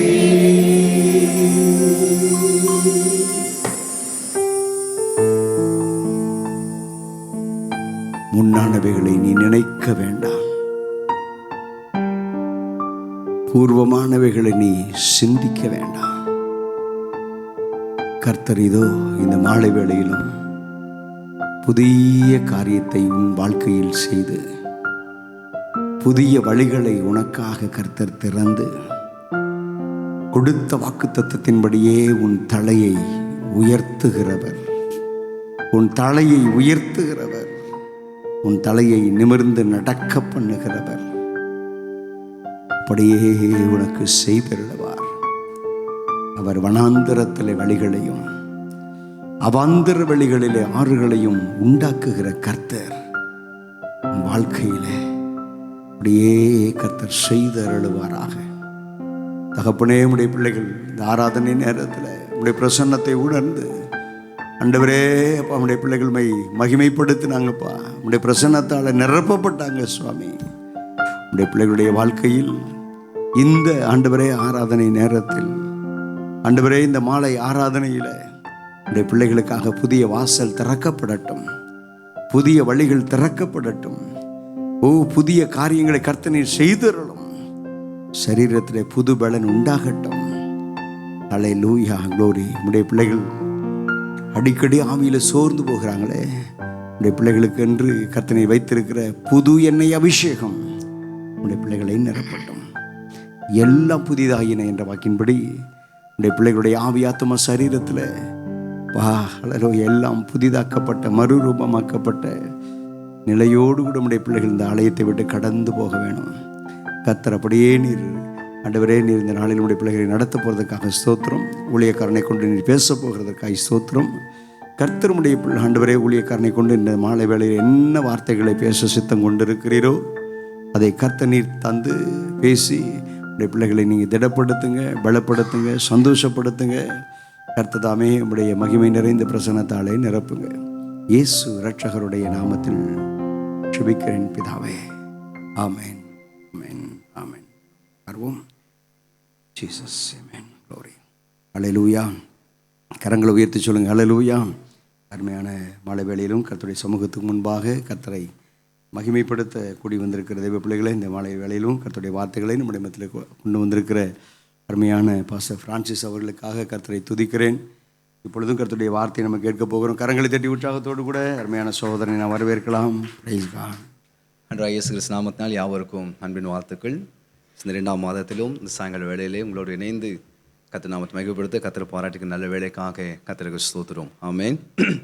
தை பிறந்தால் வழி பிறக்குமா? தை பிறந்தால் வழி பிறக்கும். ஸோ பைக்கே ஓட்ட முடியல, அவ்வளோ வழி பிறந்திருக்கு அநேகருக்கு. ஆமென். அநேக திருமண காரியங்களை கர்த்தர் வாய்க்க செய்திருக்கிறார். கர்த்தருக்கு ஸ்தோத்திரம். இருந்துட்டு போட்டோம். ஸோ நீங்கள் இந்த மத்தியில் அவனுடைய வார்த்தை கேட்கும்படி கூடிய உங்களை கர்த்தர் ஆசீர்வதிப்பாராக. ஆமென். கர்த்தர் ஆசீர்வதிப்பார். ஆமென். கர்த்தர் கிருபை செய்வார். ஸோ சங்கீதங்களின் புஸ்தகம் 37ஆம் சங்கீதம் 5ஆம் வசனத்தை நாம் எடுத்துக்கொள்வோம். இந்த தியானத்துக்கு ஆதாரமாக சங்கீதங்களின் புஸ்தகம் 37ஆம் சங்கீதம் 5வது வசனம். உன் வழியை கர்த்தருக்கு ஒப்புவித்து அவர் மேல் நம்பிக்கை இரு, அவரே காரியத்தை வாய்க்க பண்ணுவார். ஹல்லேலூயா. இது சாயங்கால வேளையில் வந்திருக்கிற நம்மளை பார்த்து ஆண்டு சொல்கிற வார்த்தை, அவரே காரியத்தை வாய்க்க பண்ணுவார். நம் கர்த்தரே நம் காரியங்களை வாய்க்க பண்ணுகிற கர்த்தராக இருக்கிறார். ஸோ அவரே நம்ம நம்பியிருக்கிற பிள்ளைகளுக்கு, அவரே சார்ந்து வாழ்கிற பிள்ளைகளுக்கு, அவரே விசுவாசத்தை நோக்கி பார்க்குற பிள்ளைகளுடைய காரியங்களை கர்த்தர் வாய்க்க செய்கிற தேவனாக அவர் இருக்கிறார் என்று சொல்லி நமக்கு வாக்கு பண்ணுகிறார். ஆமென். நீங்கள் கர்த்தரை நம்பி இருக்கிறீங்களா? உங்கள் காரியம் வாய்க்கும். அல்லேலூயா. உங்கள் காரியம் நிச்சயமாக வாய்க்கும். தடைகளை விளக்கப்படுவார். எவ்வளோ பெரிய தடைகள் இருந்தாலும் கர்த்தரை நம்பியிருக்கிற பிள்ளைகள் வாழ்த்துக்கிற தடைகளை, கிரியைகளை கர்த்தரை விளக்குவார், அப்புறப்படுத்துவார், காரியங்களை வாய்க்க செய்து நம்மளை சந்தோஷப்படுத்துவார். அல்லேலூயா, அல்லேலூயா. ஸோ வழியை கர்த்தருக்கு ஒப்புவித்து கர்த்தர் மேல் நீங்கள் நம்பிக்கை இருங்க. கர்த்தர் மேல் நீங்கள் நம்பிக்கை இருந்தீங்கன்னா கர்த்தர் நிச்சயமாக உங்களுக்கு காரியங்களை ஒரு வாய்க்க செய்வார் என்று சொல்லி அழகாக அந்த வேத வசனம் நமக்கு போதிக்கிறது. அதில் கண்டிஷன் இருக்குது, ஆசீர்வாதம் இருக்குது. கர்த்தர் காரியத்தை வாய்க்க பண்ணுகிறார். கர்த்தர் எனக்காக காரியத்தை வாய்க்க செய்ய வேண்டும் என்று சொன்னால் நான் என்ன செய்ய வேண்டும் அப்படி என்று சொன்னால் என் வழிகளை கர்த்தருக்கு ஒப்புவிக்க வேண்டும். வழிகள் என்று சொன்னால் நம்முடைய வாழ்க்கை, நம்ம லைஃப்பை ஆண்டவருக்கு நம்ம ஒப்பு கொடுக்கணும். அப்புறம் அது நம்முடைய இருதயத்தை ஆண்டவருக்கு நம்ம ஒப்பு கொடுக்கணும். ஸோ நம்ம வழிகளை, வாழ்க்கையை, இருதயத்தை நம் கர்த்தருக்கு ஒப்புவித்து அவர் மேல் நம்பிக்கை இருந்தால் நிச்சயமாக அவர் காரியங்களை வாய்க்க செய்வார். தடைப்பட்ட காரியங்கள் வாய்க்கும். எதுக்காக காத்திருக்கிறோம் அந்த காரியங்களை தேவன் வாய்க்க செய்வாராக. Praise the Lord. அதே சங்கீதங்கள் புஸ்தகம் 37ஆம் சங்கீதத்தில் 34வது வசனம் பாருங்க. 34. நீ கர்த்தருக்கு காத்திருந்து அவருடைய வழிகள் எல்லாம் கைக்கொள், அப்பொழுது நீ பூமியை சுதந்திரித்துக் கொள்வதற்கு அவரே உன்னை உயர்த்துவார். போதும். அல்லேலூயா. அடுத்து அதே அதிகாரத்தில் பாருங்க, அதே சங்கீதத்தில் நாம் கர்த்தருக்கு காத்திருந்து அவருடைய வழிகளை நாம் கை கொள்ளுகிற பொழுது நம் பூமியை சுதந்திரித்துக் கொள்வதற்கு தக்கதாக தேவனுடைய கரமையை நம்மளை உயர்த்தி விடுகிறதா. ஹல்லேலூயா. அப்போ ரகசியம் என்ன? இந்த பூமியில் இருக்கிற ஆசீர்வாதங்களை சுதந்திரித்துக் கொள்வதற்கு ரகசியம் என்ன? கர்த்தர் யாரை ஆசீர்வதிக்கிறார், யார் பூமியை சுதந்திரித்துக் கொள்வார் என்று சொன்னால் அவருக்கு சமூகத்தில் காத்திருந்து அவருடைய வழிகளை, அவருடைய வார்த்தையை, வசத்தை கை கொள்கிற பிள்ளைகளுடைய வாழ்க்கையில் கர்த்தரையே இந்த பூமியை சுதந்திரிக்கத்தக்கதான நன்மைகளை தந்து அவர் ஆசீர்வதிக்கிறார். ஆமென். இப்போ வசனத்தை கை கொள்ளுகிற காரியத்தில் நம்மோடு உணர்த்துகிற, நம்மோடு பேசுகிற காரியத்தில் மட்டும் கொஞ்சம் நம்ம கவனம் செலுத்திட்டா நிச்சயமான காரியம் வாய்க்கும். கர்த்தர் நம்மளை உயர்த்துவார். ஆமென். வெளிப்படுத்தின 3:8 சொல்லுகிறது, உனக்கு கொஞ்சம் பலன் இருந்தும் என் நாமத்தை மறுதலியாமல் என் வசனத்தை கை கொண்டபடினால் இதோ திறந்த வாசலை உனக்கு முன்பாக வைத்திருக்கும். உன் கிரியைகளை அறிந்திருக்கிறேன். உனக்கு கொஞ்சம் பலம் தான் இருக்குது. ஆனாலும் அந்த கொஞ்சம் பலனை வைத்துக்கொண்டு கர்த்தருடைய நாமத்தை மறுதலிக்காம கர்த்தருடைய வசனத்தை கை கொள்ளுகிறபடினாலே கர்த்தர் என்ன செய்கிறாராம்? ஒரு திறந்த வாசல் நமக்கு முன்பதாக வைத்து நம்மளை ஆசீர்வதிக்கிறார். அல்லேலூயா. இப்போ என் காரியங்கள் வாய்ப்பதற்கும் நம் பூமியை சுதந்திரித்துக் கொள்வதற்கும் கர்த்தர் கரத்தால் ஆஸ்வதிக்கப்பட்டு உயர்த்தப்படுகிறதுக்கும் என்ன கண்டிஷன், என்ன ஆலோசனை சொன்னால் அவருடைய வசனங்களை கை கொள்ளுகிற காரியத்தில் நம்ம லைஃப் அவருக்கு ஒப்பு கொடுக்குற காரியத்தில் மாத்திரம் நம்ம கொஞ்சம் கவனம் செலுத்திட்டா கர்த்தர் நமக்காக யாவையும் செய்து முடிப்பார். கிறிஸ்து எனக்காக, கர்த்தர் எனக்காக யாவையும் செய்து முடிப்பார். கர்த்தர் அதுக்காக நம்மோடு கூட இருக்கிறார். ஆலயத்துக்கு வர பிள்ளைகள் காரியம் வாய்க்கும். அது சில ப்ராசஸ் இருக்குது. கொஞ்ச நாள் ஆண்டு கொஞ்சம் ஒரு ப்ராசஸ் நடத்துவார்.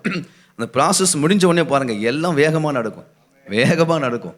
அந்த ப்ராசஸ் வந்து அது ப்ராசஸ் சொல்கிறோம். அது கர்த்தர் நடத்துகிற வழிகள் என்று ஒன்று இருக்கிறது. ஒரு காரியத்தை சுதந்திரத்துக் கொள்வதற்காக தேவன் நடத்துகிற வழிகள் ஒன்று இருக்கிறது. அந்த ப்ராசஸ் முடிஞ்ச உடனே பாருங்கள் ஆச்சரியமான விதத்தில் தேவன் காரியங்களை வாய்க்க செய்கிறார்.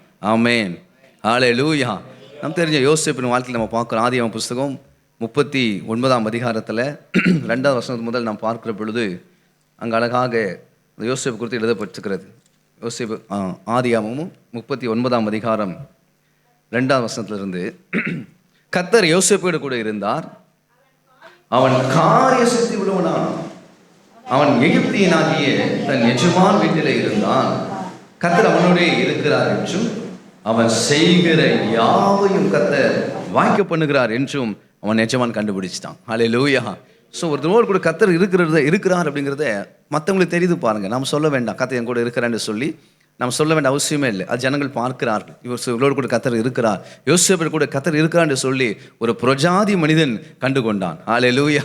அவன் ரட்சிக்கப்பட்டவன் அல்ல, அவன் கர்த்தருடைய பிள்ளை அல்ல, கர்த்தருடைய தாசன் அல்ல. ஆனாலும் இந்த யோசேப்பு கூட கர்த்தர் இருக்கிறார் அப்படிங்கிற அந்த சத்தியத்தை, அந்த காரியங்களை அவன் ஆக்டிவிட்டிஸ் மூலமாக, அவன் கேரக்டர் மூலமாக, அவன் லைஃப் மூலமாக அந்த புரஜாதி மனுஷன் கண்டு கொண்டான். கர்த்தர் யோசேப்பு கூட இருந்தான். அவன் காரிய சுத்தி உள்ளவனானான். அவன் எஜமான் வீட்டில் இருக்கிறான். அவன் கர்த்தர் அவனோடு கூட இருக்கிறார் என்றும், அவன் செய்கிற யாவையும் கர்த்தர் வாய்க்க பண்ணுகிறார் என்றும் அவன் எஜமான் கண்டு கொண்டான். ஆமென், ஹல்லேலூயா. நம்ம மேலே கர்த்தர் இருக்கிறதே நம் காரியங்களை வாய்க்க செய்வதற்காக. நம்ம ரட்சிக்கப்பட்ட உடனே கர்த்தர் நமக்குள்ள வருகிறார். பரிசுத்த ஆவியாக இன்னொன்று வாசம் பண்ணுகிற தேவன் நமக்குள்ள வருகிறார். நமக்குள்ள வருவது எதற்காகனா நம்முடைய காரியங்களை ஜெயமாய் மாற்றுவார். ஹல்லேலூயா. தோல்விகள் ஜெயமாய் மாற்றுவார். நம் காரியங்களை வாய்க்க செய்வார். ஹல்லேலூயா. ஸோ கர்த்தருடைய கரம் நம்ம மேலே இருக்குது நோக்கமே நம் காரியங்களை வாய்க்க செய்வதற்காக. யோசேப்பு கர்த்தருக்காக இருந்தது. சின்ன வயசு தான், டீனேஜ் பையன் தானா, அவன் எதை செய்தாலும் கர்த்தர் வாய்க்க பண்ணத்தக்கதாய் அது வல்லமை அவர் மேலே இருந்தது, அந்த அபிஷேகம் அவர் மேலே இருந்தது. ஆமென், ஹல்லேலூயா.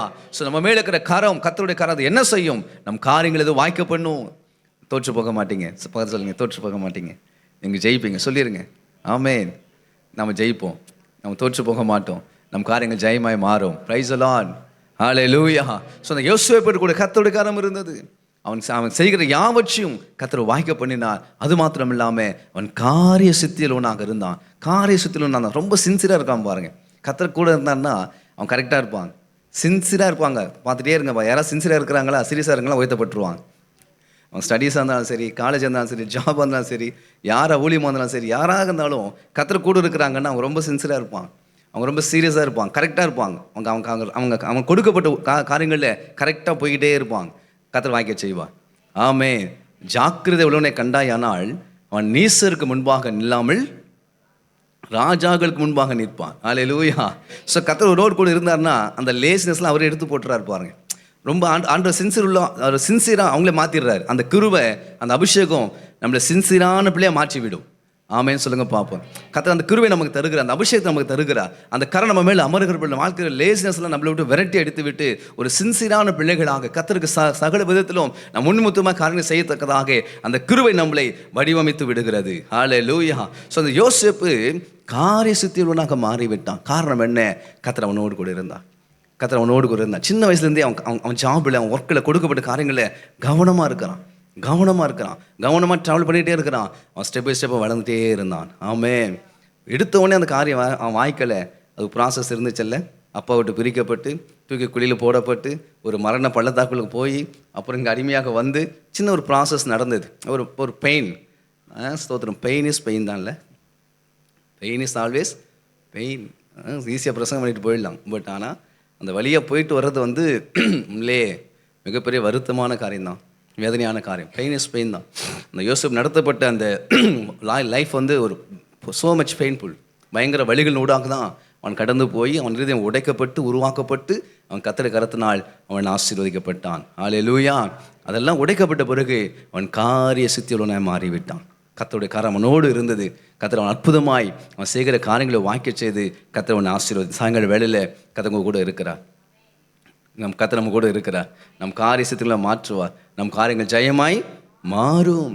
ஸோ கர்த்தர் நம் காரியங்கள் ஜெயமாய் மாறுவதற்கு முதலாவது ஆண்டு சொல்லுகிற ஆலோசனை, கர்த்தருடைய வசனத்தை நாம் கைக்கொள்வதற்கு கொஞ்சம் கவனம் செலுத்தணும். கர்த்தர் நம்மோடு கூட பேசுகிற சத்தியங்கள், நம்மோடு கூட உணர்த்துகிற சத்தியங்கள், நம்மளுடைய முகமாய் வெளிப்படுத்துகிற சத்தியங்களுக்கு நாம் கொஞ்சம் கவனம் செலுத்தினால், அது ஃபாலோ பண்ணுறதுக்கு நம்ம கொஞ்சம் டெடிகேட் பண்ணிட்டா நிச்சயமாக நம்ம காரியங்கள் ஜெயமாய் மாறிவிடும். ஆமென் சொல்லுங்க பார்ப்போம்.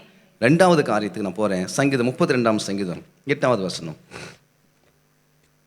தெரிஞ்ச வசனம் இல்லை, மனப்பாடமாகவே சொல்லிடலாம்ல. சங்கீதம் 32:8. நான் உனக்கு போதித்து நீ நடக்க வேண்டிய வழியை உனக்கு காட்டுவேன், உண்மையிலே என் கண்ணை வைத்து எனக்கு ஆலோசனை. கர்த்தருடைய சுபாவம் பாருங்க. நான் உனக்கு போதிப்பேன், நடக்க வேண்டிய வழியை உனக்கு காட்டுவேன், உனக்கு ஆலோசனை சொல்லுவோம். அவ்வளோதான். அல்லேலூயா. யார் நடக்கணும்? கர்த்தர் நடப்பாரா? நாம தான் நடக்கணும். ஆலோசனை கர்த்தர் சொல்லுகிறார். என்ன ஆலோசனை? டிப்ஸ் கொடுக்குறோம்ல, கிச்சனில் இப்படி சமைங்க, இப்படி தான் சமைக்கணும், டிப்ஸ் கொடுக்குறோம். யார் தான் சமைக்கணும்? நீங்கள் தான் சமைக்கணும். கர்த்தர் போதிக்கிறார். கர்த்தர் இந்த வழியில் நடக்க 4 வழி இருக்குன்னு வச்சுக்கோங்களேன். ஒரு வழி நடக்க சொல்கிறேன்னா யார் தான் அந்த வழியில் நடக்கணும்? நாம் தான் நடக்கணும். 4 ஆப்ஷன் இருக்குது அப்படின்னா ஒரு ஆப்ஷன் நாம் சூஸ் பண்ணும்போது கர்த்தர் ஆலோசனை கொடுக்குறார், கர்த்தர் போதிக்கிறார். நடக்க வேண்டிய வழியை காட்டுகிற பொழுது அவர் காட்டுகிற வழியில் நடந்தால் நம் காரியம் ஜெயமாய் மாறிவிடும். அல்லேலூயா. ஸோ நான் உனக்கு போதிப்பேன், நான் உனக்கு நடக்க வேண்டிய வழியை காட்டுவேன், உனக்கு ஆலோசனை சொல்லிடுவோம், அவ்வளோதான். அந்த போதிக்கிற வழியை நீ தான் என்ன பண்ணிக்கணும், ட்ராவல் பண்ணிக்கணும். புரிஞ்சவங்க ஆமேன்னு சொல்லுங்கள். உனக்காக நான் நடக்க முடியாது. அல்லேலூயா. உங்களுக்காக கர்த்தர் நடக்க முடியும். அவர் தனக்கு கொடுக்கப்பட்ட ஓட்டத்தை ஓடி முடித்து விட்டார். கர்த்தருடைய பிள்ளைகளே, இந்த தேவ சமூகத்தில் வெளிப்படுகிற பலிபடுத்த வெளிப்படுகிற வார்த்தைகள் அது நல்ல ஆலோசனையாக இருக்கிறது. அது நம்ம கர்த்தர்களுக்கு போதிக்கிறார். என்ன செய்யணும் என்ன செய்யக்கூடாதுன்னு சொல்லி நடக்க வேண்டிய வழி நமக்கு காண்பிக்கிறார். அதை பெற்றுக்கொள்கிற நீங்கள் அது சரியாக அதை உணர்த்தி வைக்கப்பட்டு அந்த தேவ சத்தியத்தின் பாதையில் நடப்பதற்கு நீங்கள் அர்ப்பணித்து கொண்டால் உங்கள் காரியங்களாக ஜெயமாய் மாறும், உங்கள் தோல்விகளாக ஜெயமாய் மாறும். ஆமேன். உங்கள் நிந்தைகள், வெட்கங்கள், அவமானங்கள் எல்லாம் அது பிரகாசமாய் மாறிவிடும். Praise the Lord. ஸோ கர்த்தர் நமக்கு போதிக்கிறவர், அவன் நடக்க வேண்டிய வழியை காட்டுகிறவர், ஆலோசனை சொல்லுகிறவர். நாம தான் நடக்கணும், நாம டெடிகேட் பண்ணணும். அப்படி நடந்தோம் அப்படின்னு சொன்னால் நிச்சயமாக நம்ம காரியங்கள் மிகப்பெரிய ஜெயமாக இருக்கும். ஸோ கர்த்தர் அநேகரை அப்படி நடத்தின பொழுது வேதம் முழுசும் அதுக்கு நிறைய ஆதாரம் இருக்குது. ஆபிரகாம், ஈசாக்கு, யாக்கோபு, தாவீது, யோசேப்பு, தானியேல் என்று சொல்லி அநேக கேரக்டர்ஸை கர்த்தர் அற்புதமாய் ஆலோசனை சொல்லி அவங்க நடத்தினார். அப்படி நடத்தப்பட்ட பொழுது அந்த தேவன் ஆலோசனை நடந்த பொழுதெல்லாம் அவங்க ஜெயித்தார்கள். எப்பொழுதும் சுய ஆலோசனை கீழ்ப்படிந்து அவங்க போனார்களோ அப்பொழுதுதான் தோற்று போனார்கள். அல்லேலூயா. 2 வழி இருக்குது. ஒன்று தேவன் சொல்லுகிற வழியில் நடப்பது, இன்னொன்று நாமளா யோசித்து நாமளா சிந்தித்து நம்ம சுய வழியில் நடப்பது. இது எல்லாம் பரிசுத்த வாழ்க்கையில் நடந்திருக்குது. அல்லேலூயா. எங்கேயாச்சும் ஒரு வழியில் பாருங்கள், அவங்க ஓனாக நடந்திருப்பாங்க. அப்படி ஓனாக நடந்த பொழுது பாருங்கள், சில பாதிப்புகளாக உட்பட்டு சில வேதங்களை சந்தித்து மறுபடியும் மனம் திரும்பி தேவன் சொல்லுகிற அந்த வழிகளை நான் மறுபடியும் கடந்து வந்து ஆசீர்வதிக்கப்பட்டார்கள். ஆமேன். அல்லேலூயா. ஒரு கேரக்டர் மட்டும் நான் எடுக்கிறேன். ஆதியாகமம் 26ஆம் அதிகாரத்தில் கர்த்தருடைய வழியில் நடந்தால் ஜெயம் உண்டாகும். சொன்ன சுய வழியில் நடக்கிற பொழுது பல வழிகள் வேதனைகள் உண்டாகும். ஆதியாகமம் 12ஆம் அதிகாரத்தில் ரைட்டாக நான் சொல்லிட்டு நம்ம 26க்கு போவோம். கர்த்தரால் அழைக்கப்பட்டவர் ஆபிரகாம் முகமுகமாக தரிசனமாகி வாக்குத்தத்தம் பண்ணப்பட்ட கானான் தேசத்தில் அழைக்கப்படுகிறார். 12ஆம் அதிகாரத்தில் 12ஆம் அதிகாரம் வந்து விடுகிறார். வந்தவுடனே கொடிய பஞ்சம் உண்டாகி விடுகிறது. கொடிய பஞ்சத்திலிருந்து தப்பித்து கொள்ளும்படியாக இந்த ஆபிரகாம் கர்த்தர்கிட்ட கேட்காம, கர்த்தர் இந்த வழியில் நடக்காம, கர்த்தர்கிட்ட ஜெபிக்காம, சுயமாக யோசித்து சுயமாக சிந்தித்து எங்கே ஓடி போயிட்டார்? எகிப்துக்கு ஓடி போயிட்டார். எகிப்துக்கு ஓடி போன்னு கர்த்தர் சொன்னாரா? சொல்லவே இல்லை. அப்போ அது என்ன வழி? சுய வழி. எகிப்து ஆசீர்வாதமாக இருக்குது, எகிப்தில் செழிப்பாக இருக்குது, அங்கே நைல் நதி ஓடிக்கிட்டே இருக்குதுன்னு சொல்லி ஆபிரகாம் தேவனால் அழைக்கப்பட்டிருந்தோம், தேவனால் நடத்தப்பட்டிருந்தோம். ஏற்கனவே 1200 கிலோமீட்டர் நடந்து வந்துட்டார். கல்தியா தேசத்திலிருந்து, ஊரங்க தேசத்திலிருந்து இவ்வளோ தூரம் நடந்து வந்து கானான் தேசத்தில் கால் வச்சுட்டார். காலை வைத்த உடனேயே ஒரு கொடிய பஞ்சம் உண்டாயிட்டுன்னு சொல்லி அதை பார்த்தோன்னே அவரால் என்ன பண்ண முடியல, சகிக்க முடியல, அதை ஏற்றுக்கொள்ள முடியல, அல்லது தப்பித்து கொள்ளும்படியாக தேவனால் வலியுறுத்தப்பட்டு வந்த ஆபிரகாம் ஒரு சின்ன ஜெபம் பண்ணி கர்த்தருடைய வார்த்தை கேட்டு கொஞ்சம் என்ன பண்ணியிருக்கலாம், அங்கே நின்று இருக்கலாம். இன்னும் சில மாதங்கள் அல்லது சில நாட்கள் அங்கே தங்கியிருந்தா எகிப்துக்கு போக வேண்டிய அவசியம் இருந்திருக்காது. துஷ்ட இஸ்மேல் பிறந்ததுக்கும் வாய்ப்பு இல்லாமல் போயிருக்கும். அல்லேலூயா. பல பிரச்சனைகள் அங்கே உண்டாகிறது. அந்த எகிப்துக்கு போனது நிமித்தம் பல பிரச்சனைகள் குடும்பத்தில் வருகிறது. கர்த்தருடைய பிள்ளைகளே, எப்பொழுதெல்லாம் நம் கர்த்தருடைய வழிகளை விட்டு நம் சுய விருப்பத்தின்படி நம்ம நடக்க ஒப்பு கொடுக்குறோமோ அல்லது அந்த வழியில் நம்ம நடக்கிறோமோ அப்பொழுதுதான் வாழ்க்கையில் சில பாதிப்புகள் வருகிறது. அதை கொஞ்சம் கவனிக்கணும். எப்போலாம் தேவனுடைய வழியில் நடக்கிறோம் அப்போலாம் சக்ஸஸாக இருப்பீங்க. எப்போலாம் எப்போ சுய வழியில் நடப்போம் அப்படின்னு சொன்னால் ப்ரெஷர் அதிகமாக இருக்கும்போது தான் சுய வழி தேடி போவோம். பிரச்சனை அதிகமாக இருக்கும்போது, கடங்காரன் இருக்கும்போது, சில காரியங்களை சில மனிதர்களை பார்த்து நாம் சில சுயத்தில் ஒரு டிசிஷன் எடுத்து காரியங்களை நம்ம செய்கிற பொழுது தான் ஏதாச்சும் யோசித்து அவசரப்பட்டு ஏதாச்சும் செய்து சில பிரச்சனை சிக்கிக்கொள்ளும். ப்ரெஷர் தமிழ் வார்த்தை அழுத்தம். வாழ்க்கையில் நம்ம ப்ராக்டிக்கலாக சந்திக்கிற சில அழுத்தங்கள் ஊடாக இது காற்று செஞ்சே ஆகணும் அப்படின்னு சொல்லி அப்படி சில அழுத்தத்தின் ஊடாக கடந்து சென்று நம்ம தேவனுடைய ஆலோசனை கேட்காம நம்ம ஓனாக சில டிசிஷன் எடுக்கிறோம். அப்படி எடுக்கிற பொழுது தான் சில பாதிப்புகள் வருகிறது. அப்படி எடுத்து பாதிக்கப்பட்டவர் தான் ஆபிரகாம் தேவ மனுஷன். அல்லேலூயா. அப்போ கர்த்தருடைய பிள்ளைங்க எப்போ கவனமாக இருக்கணும்னா அந்த அழுத்தங்கள் வரும்போது ரொம்ப கவனமாக இருக்கணும். ஆமேன்னு சொல்லுங்கள் பார்ப்போம். உலகத்தின் மூலமாக ப்ராக்டிக்கல் லைஃப்பில் நம்ம சந்திக்கிற அந்த அழுத்தங்கள் வருகிற பொழுது ஒரு டெசிஷன் எடுத்தே ஆகணும் அப்படிங்கிற அந்த மாதிரி சூழ்நிலை வருகிற பொழுது அங்கே தான் ரொம்ப கவனமாக இருக்கணும். அங்கே தான் அப்படி ஆசீர்வாதம் ஒளிஞ்சிருக்கிறது, அங்கே தான் கர்த்தருடைய நடத்துதல் ஒளிஞ்சிருக்குது, அங்கே தான் கர்த்தருடைய மகிமை ஒளிஞ்சிருக்கிறது, அங்கே தான் கர்த்தர் நம்ம கிருபையை வைத்திருக்கிறார். ஸோ அப்படி அழுத்தத்தின் ஊடாக போகிற பொழுது தான் ரொம்ப கவனமாக இருந்து பரலோகத்தை நோக்கி பார்த்து தேவன் சொல்லுகிற அந்த வழி நம்ம நடக்க ஆரம்பிக்கிற பொழுது நம்முடைய காரியங்கள் ஜெயமாய் மாறும். வீணான சிக்கலும் தப்பித்துக் கொள்ளுவோம். ஹல்லேலூயா, ஹல்லேலூயா. அப்படியே தேவ மனுஷன் இருக்கிறான் பைபிளில். அழுத்தங்கள் வரும்போது கரெக்டாக ஜெபம் எஸ்கேப் ஆயிடுவார். யாரு? தாவீது. ஆமென் சொல்லுங்க. ஒவ்வொரு முறையும் வாழ்க்கையில் அழுத்தம் வரும்போது அந்த அழுத்தம் வரும்போது ரொம்ப உஷாரான ஒரு வெளிச்சம் உள்ள தெளிந்த புத்தி உள்ள தேவ மனுஷன் தாவீது. மனைவிகள் சிறைப்பிடிக்கப்படுகிறார்கள், பிள்ளைகள் சிறைப்பிடிக்கப்படுகிறார்கள், முழு குடும்பம் சிறைப்பிடிக்கப்படுகிறது. அப்போ அந்த கூட இருக்கிற கல்லிருந்து கொள்ளலாம்னு நினைக்கிறாங்க. பயங்கர அழுத்தம் லைஃப்பில், ப்ராக்டிக்கல் பயங்கர அழுத்தம். அந்த அழுத்தத்தின் மத்தியில் அவன் தன்னை கர்த்தருக்குள் திடப்படுத்தி கொண்டு அவன் கர்த்தரை நோக்கி ஜெபிக்க ஆரம்பிக்கிறான். ஆமென். இமிடியட்டாக ஏதாச்சும் ஆக்ஷன் எடுக்கலாம்னு சொல்லி அப்படி தான் சுய பலத்தில் மாம்சத்தில் யோசிக்காம அந்த நேரத்திலும் கூட தேவனை நோக்கி பார்த்து ஜெபித்து கர்த்தருடைய கைடன்ஸுக்காக அர்ப்பணித்து ஆண்டவரே அந்த தண்டனை பின்தொடர்ந்து போகலாமா, என் கூட வருவீரா, நான் ஜெயிப்பனா என்று சொல்லி அழகாக ஜெபித்து அவனோட கைடன்ஸ் படி அவன் புறப்பட்டு போகிறான். அவன் ஆச்சரியமாக ஜெயம் எடுத்தான். ஆமென். ஹல்லேலூயா. அழுத்தங்கள் ஊடாக போகிற பொழுது கர்த்தருடைய பிள்ளைகள் கவனமாக இருக்கணும். அங்கே தான் நம்ம தோற்று போகிறோம், அங்கே தான் தேவனுடைய சமாதானம் இழந்து போகிறோம். அந்த அழுத்தங்கள் வருகிற பொழுது தான் சில பிள்ளைகள் வழி விலகி போகிறார்கள். கர்த்தர் வைத்த வழியை விட்டு கொஞ்சம் அப்படியே டிஸ்டர்ப் ஆகுறாங்க. ஆபிரகாமும் விதிவிலக்கு அல்ல. ஆமென். ஈசாக்கும் விதிவிலக்கு அல்ல. ஆபிரகாமும் எகிப்துக்கு வழி விலகி போனான். ஈசாக்கும் காலத்தில் அதே பஞ்சம் வருகிறது. 26ஆம் அதிகாரம் 1வது வசனம். ஆபிரகாமின் நாட்களில் உண்டான பஞ்சத்தை அல்லாமல் பின்னும் ஒரு பஞ்சம் தேசத்தில் உண்டாயிற்று. அப்பொழுது ஈசாக்கு பெலிஸ்தருக்கு ராஜாவாகிய அபிமெலேக்கினிடத்தில் கேராருக்கு போயிட்டார். ஆபிரகாம் எங்கே போனார்? எகிப்துக்கு போயிட்டார். ஈசாக்கு எங்கே போயிட்டாரு? கேரார், பெலிஸ்தர் தேசத்துக்கு போயிட்டார். ஏன் போனாங்க ரெண்டு பேரும்? தேசத்தில் பஞ்சம். நகோமி பெத்லெகேம் விட்டு எங்கே போயிட்டாங்க? மோவாப் தேசத்துக்கு போனாங்க. ஏன் மோவாப் தேசத்துக்கு போனாங்க? பெத்லெகேமில் பஞ்சம். நல்லா கவனிக்க, எல்லாமே ப்ரெஷர் தான். ஒரு தேவை, ஒரு குறைவு மத்தியில் தான் ஓனாக டிசிஷன் எடுக்கிறான். ஓனாக டிசிஷன் எடுத்து கர்த்தருடைய தாவீதை போல கர்த்தருடைய கைடன்ஸ் இல்லாமல் அந்த பஞ்சத்திலிருந்து தங்களை காப்பாற்றிக் கொள்வதற்காக அழைக்கப்பட்ட தேவ மனுஷர்கள். ஆபிரகாம் எவ்வளோ பெரிய தேவ மனுஷன், கர்த்தருடைய சிநேகிதன். ஈசாக்கு எவ்வளோ பெரிய தேவ மனுஷன். சோதனை இவங்களாம் பாருங்க, கர்த்தருடைய பிள்ளைகள், கர்த்தருடைய தாசர்கள். பட் ஆனால் அந்த ப்ரெஷரில் அவங்க என்ன செய்கிறாங்க? ஓன் டிசிஷன் எடுத்து அங்கே அந்நிய தேசத்துக்கு புறப்பட்டு போகிறாங்க. இப்போ பெலிஸ்தர் தேசத்துக்கு போயிட்டார். ஆனால் இவர் ஐடியா என்னன்னா, அங்கேருந்து அப்படி ஜஸ்ட் அடுத்து எங்கே போயிடணும்? எகிப்துக்கு போயிடணும். அப்பா போலவே. அல்லேலூயா. எப்படி ஆபிரகாம் பஞ்சத்தில் எகிப்துக்கு போனாரோ அதே போல் இந்த ஈசாக்கு என்ன பண்ணிட்டாரு? கேரார் போனது என்னன்னா, அந்த பெலிஸ்தர் வழியாக தான் எங்கே போக முடியும்? எகிப்து தேசத்துக்கு போக முடியும். ஸோ மூட்டை முடிச்ச கட்டி ஒய்ஃபு பிள்ளைங்களாம் ரெடி பண்ணி, வேலைக்கெல்லாம் ரெடி பண்ணி, ஆடு மாடு மிருஜம் எல்லாத்தையும் ரெடி பண்ணி அழைக்கப்பட்ட கானான் தேசத்தில் இருந்து புறப்பட்டு எங்கே போயாச்சு?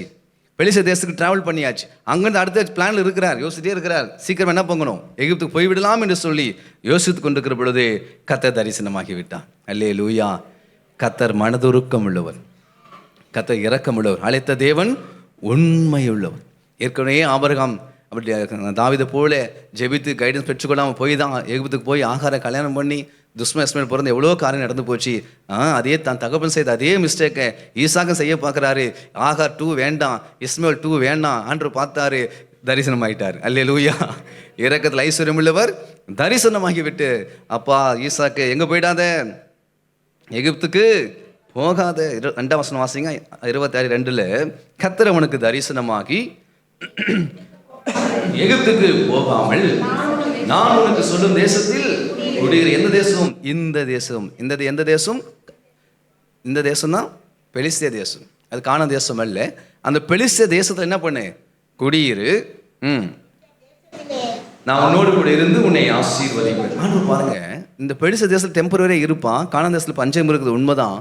பட் ஆனால் இந்த பெலிஸ்தே தேசத்தில் கொஞ்ச நாளைக்கு தங்கிரு. ஆனால் எகிப்துக்கு மட்டும் என்ன பண்ணிடாத, போய்விடாத. டெம்பரவரியா இந்த ஸ்தோத்திரம், இந்த பெலிஸ்தே தேசத்தை தங்கிரு, நான் என்ன செய்ய போறேன்? இந்த தேசத்திலேயே நான் உன்னை ஆசீர்வதிப்பேன். தொடர்ந்து வாசிக்கும் போது, நான் உனக்கும் உன் சந்ததிக்கும் இந்த தேசங்கள் யாவையும் தந்து உன் தகப்பனாய் ஆபிரகாமுக்கு நான் இட்ட ஆணை என்ன செய்வேன்? நிறைவேற்றுவோம்ப்பா. அதனால் என்ன பண்ணு? இங்கே இரு என்று சொல்லி கர்த்தர் பேசிட்டார். இப்போ சந்தோஷம், ஈசாக்குக்கு பயங்கர சந்தோஷம். பரவாயில்ல, கர்த்தர் தரிசனம் ஆயிட்டாரு, கர்த்தர் பேசிட்டாரு. இதுக்கப்புறம் என்ன பண்ண வேண்டாம்? எகிப்துக்கு போக வேண்டாம் என்று சொல்லி அன்று அவர் ரட்சிக்கப்படுகிறார். ஆமேன். இந்த எண்ணங்களை ஜெயிக்கிறதுக்கு ஒரு கிருபை வேணும். அல்லேலூயா. உங்களுக்குள்ள எனக்குள்ள இருதயத்தில் வருகிற சில டிசிஷன் எடுத்துட்டோம் அப்படின்னா அதை மாற்றுறதுக்கு ரொம்ப போராடணும் பாருங்க.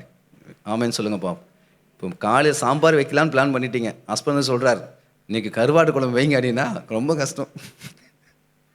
சின்ன ஒரு விஷயத்தை சொல்கிறேன் நான். சிம்பிளாக ஒரு முடிவு எடுத்துட்டீங்க அப்படின்னா அந்த எண்ணத்தை மாற்றுறதுக்கு நம்ம போராடணும் பாருங்க. ஆமேன். இன்னைக்கு ஒரு இடத்துக்கு போகலான்னு பிளான் பண்ணியிருப்பீங்க. இன்னொருத்தர் கூட ஃபேமிலி கூட அங்கே வேண்டாம் இங்கே போகணும்னு சொல்லிட்டாங்கன்னா சமாதானமாக போயிடுது பாருங்க. அந்த எண்ணங்களை ஃபேஸ் பண்ணுவதுக்கு, அந்த எண்ணங்களை ஓவர் கம் பண்ணுறதுக்கே பெரிய கிருபை வேணும். ஆமேன்னு சொல்லுங்கள் பார்ப்போம். ஈசாக்கு அப்படி ஃபுல்லாக இருக்கிற மைண்டில் எங்கே போகணும், அடுத்து எகிப்துக்கு போகணும், தேசத்தில் பஞ்சுன்னு சொல்லி அப்படி இருதயம் ஃபுல்லாக எண்ணங்கள் நிறைஞ்சிருக்குது. யோசித்து சிந்திச்சு மைண்டு ஃபுல்லாக ஹார்ட் ஃபுல்லாக நிறைஞ்சிருக்கிறான். பாண்டவர் சொல்கிறாரு, இல்லை போகாதப்பா, இங்கே இருன்னா கஷ்டமாக இருக்கும். ஆமென். சில காரியத்தை செய்யாதீங்கன்னு சொன்னாங்கன்னா 2 நாள் தூங்க மாட்டாங்க பாருங்க. பேசுறது புரியுதா? சிலருக்கு சில விஷயத்தை பார்த்து, அம்மா அந்த காரியத்தை செய்யாத, அங்கே போகாதுன்னு சொல்லி பாருங்க. ஏன்னா அவங்க அப்படி பயங்கர பிளானோடு இருப்பாங்க, பயங்கர பிளான்டாக இருப்பாங்க. அந்த பிளான் வேணான்னு சொல்லி தடுக்கும் போதே ஒரு எதிர்ப்பு விஷயம் வரும். கர்த்தர் ஸ்தோத்திரம், ஆனால் பேசுகிற ஒரு கர்த்தர். அல்லேலூயா.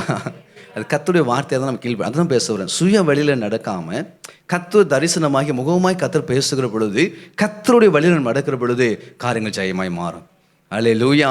ஸோ இந்த ஈசாக்கு தானாக யோசித்து சிந்தித்து இப்போ கர்த்தருக்கு பெலிஸ்தர் தேசம் வரைக்கும் வந்து விட்டான். இங்கேருந்து அடுத்து எகிப்துக்கு போனான்னு யோசிச்சுட்டு இருக்கும்போது தான் கர்த்தர் தரிசனமாகிறார். அப்பா செய்த அதே மிஸ்டேக் செய்யக்கூடாது என்பதற்காக, அவனை தடுத்து நிறுத்துவதற்காக கர்த்தரே தம் கிருபையினால் தரிசனமாகி பேசினார், காரியங்களை தெளிவுபடுத்தினார். ஆமென். அல்லேலூயா. 26:6 சொல்லுகிறது, ஈசாக்கு கேராரிலே குடியிருந்தான். 26:8 சொல்லுகிறது, அவன் அங்கே நெடுநாள் தங்கிறான். என்ன ஒரு கீழ்ப்படுதல் பாருங்க. அப்போ ஆபிரகாம் போலவே ஒபீடியன்ஸ் இஸ் ஆல்வேஸ் பிளஸிங். உபாகம் 28:1 படி கீழ்ப்படிதல் எப்பொழுதுமே ஆஸ்வதை கொண்டு வருகிறது. கர்த்தருடைய பிள்ளைகளே, எங்கள் பேரண்ட்ஸுக்கு கீழ்ப்படிஞ்சிருங்க, ஆஸ்வதமாக இருப்பீங்க. டீச்சர்ஸ் கீழ்ப்படிஞ்சிருங்க, ஆஸ்வதமாக இருப்பீங்க. கூட 1-2 மார்க் கிடைக்கும். அல்லேலூயா. சபைக்கு கீழ்ப்படிஞ்சிருங்க, பாஸ்டர் கீழ்ப்படிஞ்சிருங்க, விசேஷத்தை கிருபை கிடைக்கும். அல்லேலூயா. யோசுவா மோசே கீழ்ப்படிஞ்சிருந்தா அடுத்த லீடராக மாறிட்டான் பாருங்க. ஆமென். ஸோ நம்ம சபைக்கு கீழ்ப்படிஞ்சிருக்க பொழுது நம்ம அது மேலே அதுக்கு ஒரு விசேஷத்தை கிருபை இருக்குது. தாய் தகப்பனுக்கு, டீச்சர்ஸ்க்கு, சபைக்கு, தரிசனத்துக்கு நம்ம கீழ்ப்படிந்திருக்க பொழுது விசேஷத்தை கிருபை இறங்கி வரும். மேல்படியுடைய ரகசியமே கீழ்ப்படிதல் தான். ஆமென் சொல்லுங்க பார்ப்போம். இயேசு கிறிஸ்து மரண பரியந்தும் கீழ்ப்படிந்தார். நம்ம ஆண்டவர் பாருங்க, நம்ம ரட்சகர், நம்ம தெய்வம் ஆண்டவராக இயேசு கிறிஸ்து மரண பரியந்தம் கீழ்ப்படிந்தார். கீழ்ப்படிதல்ல மிகப்பெரிய பிளஸ்ஸிங் இருக்குது. அது கஷ்டமான காரியம். ஏன்னா நம்ம சொந்த நினைவுகள் நம்மளை வாட்டியை வதைக்குது, ஓன் டிசிஷன் நம்மளை வாட்டியை வதைக்குது. பட் அதன் மத்தியில் நம்ம கர்த்தருடைய சத்தத்தை கேட்டோம் அப்படின்னு சொன்னால், நான் தெளிவாக சொல்கிறேன், கர்த்தருடைய சத்தத்தை கேட்பீங்க சொன்னால் அதுக்கு கீழ்ப்படிங்க. ஆமென். கர்த்தர் உங்களோடு கூட பேசுவார்ன்னு சொன்னால் அந்த சத்தத்துக்கு நீங்கள் கீழ்ப்படிங்க. அந்த ஈசாக்குக்கு கர்த்தரே பேசினார், கர்த்தரே தரிசனம், அந்த தெளிவு அவனுக்குள்ளே இருந்துச்சு. அதனால அவன் கீழ்ப்படுகிறான். தன் எண்ணத்தை மாற்றிக்கொண்டான், தன் சிந்தைகளை மாற்றிக்கொண்டான், கர்த்தர் சத்தத்துக்கு டெடிகேட் பண்ணிட்டான். அந்த வசனம் சொல்லுகிறது, அநேக நாள் இந்த ஈசாக்கு அந்த பெலிஸ்தர் தேசத்திலேயே அவன் தங்கி இருந்தான். ஆமென்னு சொல்லுங்க பார்ப்போம். அல்லேலூயா. அந்த தேசம் தான் தங்கியிருக்கும் போது அவன் விதைக்கிறான். 13ஆம் வசனத்தில் அவன் ஐஸ்வர்யமனாகி வர விருத்தி அடைந்து மகா பெரியவனாக மாறிவிட்டான். கர்த்தருடைய வாக்கு தத்துவம் அதான் சொல்கிறேன். கர்த்தருடைய வழிகளில் நாம் நடக்கிற பொழுது இப்படிப்பட்ட ஆசீர்வாதங்கள் நமக்கு வந்து சேரும். ஆமென். விசேஷமாக ப்ரெஷர் மத்தியில் பயங்கர பஞ்சம், தேசத்தில் பஞ்சம்தான். அந்த ப்ரெஷர் மத்தியில், அந்த பஞ்சத்தில் மத்தியில் கர்த்தருடைய தரிசனத்தை கண்டு, கர்த்தருடைய வார்த்தை கேட்டு அந்த தேசத்தை குடியிருந்து அந்த வார்த்தையின்படி அவன் காரியத்தை செய்த பொழுது அவன் ஐஸ்வர்யவான் ஆகி வர விரித்தடைந்து மகா பெரியவனாக மாறி போனான். ஆமென். மடியும் உணர்த்தப்பட்டு சொல்கிறேன், ப்ரெஷர் மத்தியில் கர்த்தரை கீழ்ப்படிங்க. பிரைஸ்லாம். ஒரு நெருக்கமான சூழ்நிலையில், ஒரு கஷ்டமான சூழ்நிலையில் கர்த்தர் பேசுகிற சத்தியத்துக்கு, சபையிலேருந்து வெளிப்படுகிற அந்த ஆற்றிலேருந்து வெளிப்படுகிற தேவனுடைய சத்தத்துக்கு நீங்கள் கீழ்ப்படிஞ்சிங்களன்னா இந்த 26:13 உங்கள் வாழ்க்கை வந்து பழிக்கும். ஈசாக்கு சும்மா கீழ்ப்படியிலைங்க, பயங்கரமான பஞ்ச காலத்தில் தான் அவன் கீழ்ப்படிந்தான். அவன் வேறு பிளானில் இருந்தார், வேறு மைண்டில் இருந்தார். எகிப்து போனால் தான் ஒரு பிளான். எகிப்தில் போய், ஏன்னா அங்கே லைன்லேருந்து ஓடுகிற தேசம் ஆசீர்வாதமான தேசம், செழிப்பு தேசம். பட் ஆனால் அந்த ப்ரெஷர் மத்தியில் தான் அவன் தேவனுக்கு கீழ்ப்படிந்து இந்த ஆசீர்வாதத்தை அவர் பெற்றுக்கொண்டார். ஹல்லேலூயா, ஹல்லேலூயா. இப்போ நாம் நம்ம வாழ்க்கை நிலைகளுக்குள்ளே கஷ்டமான சூழ்நிலை தான் தேவனுக்கு கீழ்ப்படி நம்ம டெடிகேட் பண்ணணும். அப்படி டெடிகேட் பண்ணுகிற பொழுது தான் இப்படிப்பட்ட ஆசீர்வாதங்கள் நம்மளுடைய வாழ்க்கை வந்து பழிக்க ஆரம்பிக்கிறது. ஆமென். அது கொஞ்சம் கஷ்டம்தான், இல்லை கொஞ்சம் கஷ்டம்தான். பட் ஆனாலும் கர்த்தர் கிருபை செய்கிறார். ஆமென் சொல்லுங்க பார்ப்போம். ஈஸியாக அந்த செய்வதற்காக அபிஷேகம் கொடுக்கப்படவில்லை, கஷ்டமானதை செய்வதற்கு அபிஷேகம் கொடுக்கப்பட்டிருக்கிறது. நான் மட்டும் ரிப்பீட் பண்ணுறேன். நமக்கு பிடித்தமான காரியத்தை செய்வதற்காக மாத்திரம் அபிஷேகம் இல்லை, நமக்கு பிடிக்காத காரியத்தை செய்வதற்காக அபிஷேகம் பண்ணப்பட்டிருக்கிறோம். எப்பயும் மாம்சம் ஆவிக்கு விரோதமாக நிற்கிறது, ஆவி மாம்சத்துக்கு விரோதமாக நிற்கிறது. ஸோ மாம்சத்தில் வருகிற வழிகள், மாம்சம் யோசிக்கிற காரியங்கள்லாம் எப்போதும் ஆவிக்கு எதிர்த்து நிற்கும்.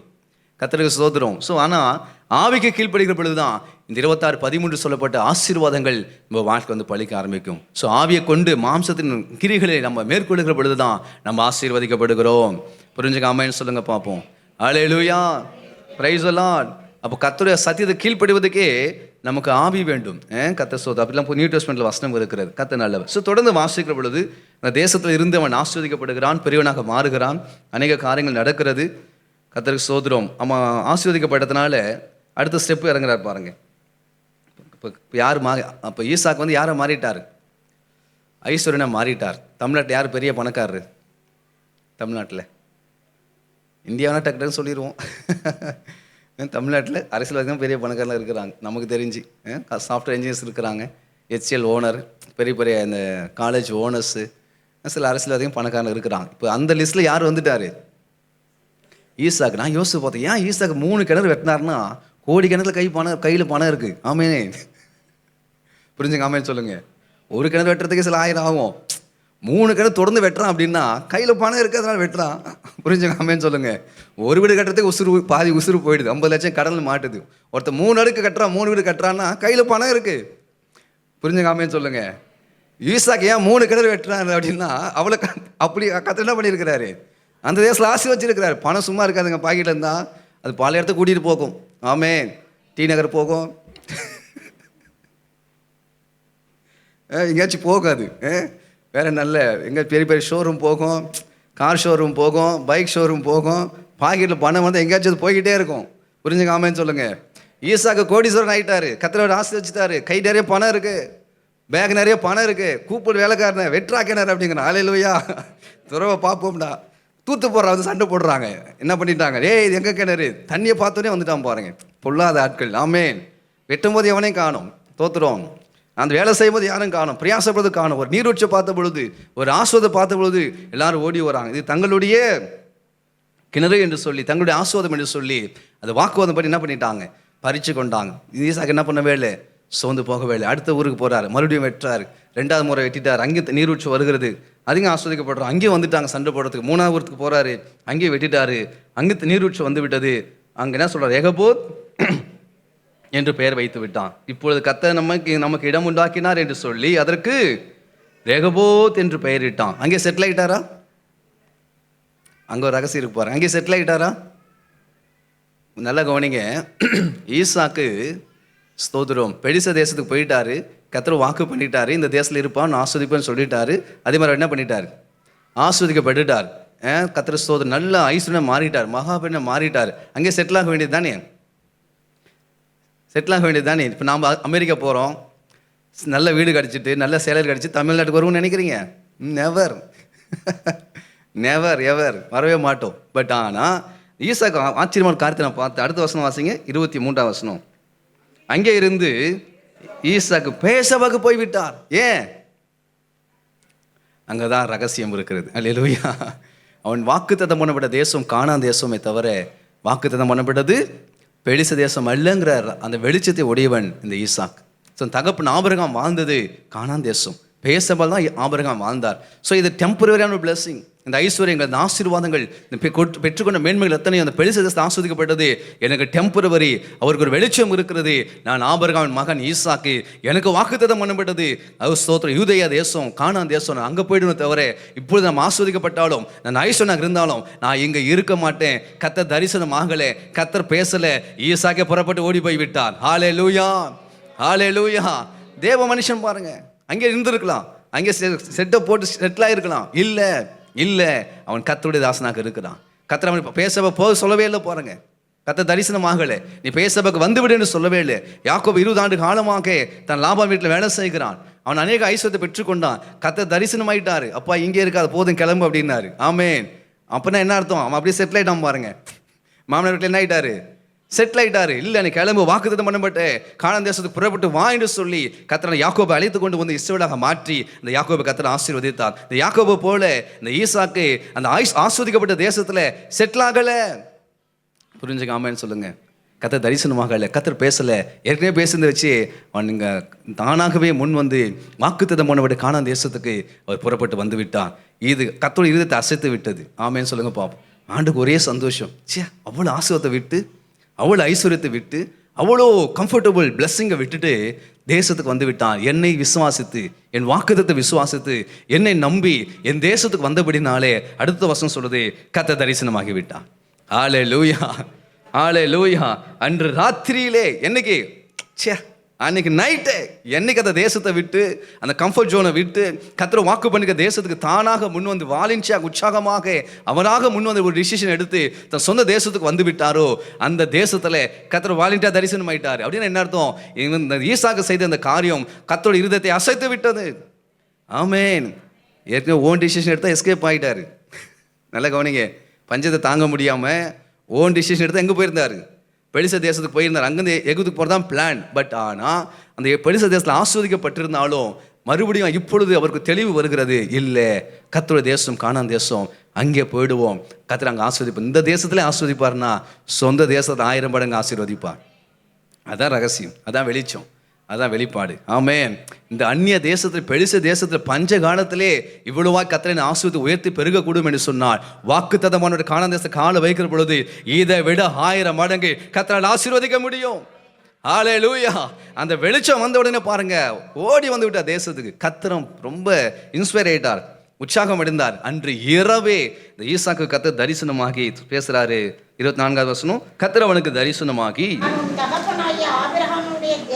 நான் தகப்பனாகிய ஆபிரகாமுடைய தேவன், பயப்படாதே, நான் உன்னோடு கூட இருந்து என் ஊழியக்காரனாகிய ஆபிரகாமின் நிமித்தம் உன்னை ஆசீர்வதித்து உன் சந்ததியை வருவேன். ஆண்டவர் பிளஸிங் கொடுக்குறாரு பாருங்க, வாக்குத்தத்தம். ஏன் இந்த வாக்குத்தத்தம் கொடுத்தாருன்னா, அவன் வாலண்டியாக கர்த்தரை நம்பி, வாக்குத்தத்தை நம்பி தன் தகப்பன் வாசம் பண்ணின கானான் தேசத்துக்கு, அந்த பேசபாவுக்கு வாலண்டியாக வந்து விட்டான். ஏன்னா அவன் இருந்த இடம் அப்படி பிளஸ்ஸிங்கான இடம், ஐஸ்வர்யா, அந்த அவ்வளோ பெரிய ஐஸ்வர்யமாக ஆஸ்வதிக்கப்பட்ட அந்த அந்நிய தேசத்தை விட்டு, பெலிச தேசத்தை விட்டு, அந்த சத்துருக்கள் தேசத்தை விட்டு கானான் தேசத்துக்கு புறப்பட்டு வந்தபடினாலே கர்த்தர் இன்ஸ்பயர் ஆனார், கர்த்தர் மனமகிழ்ச்சி அடைந்தார், சந்தோஷமானார்.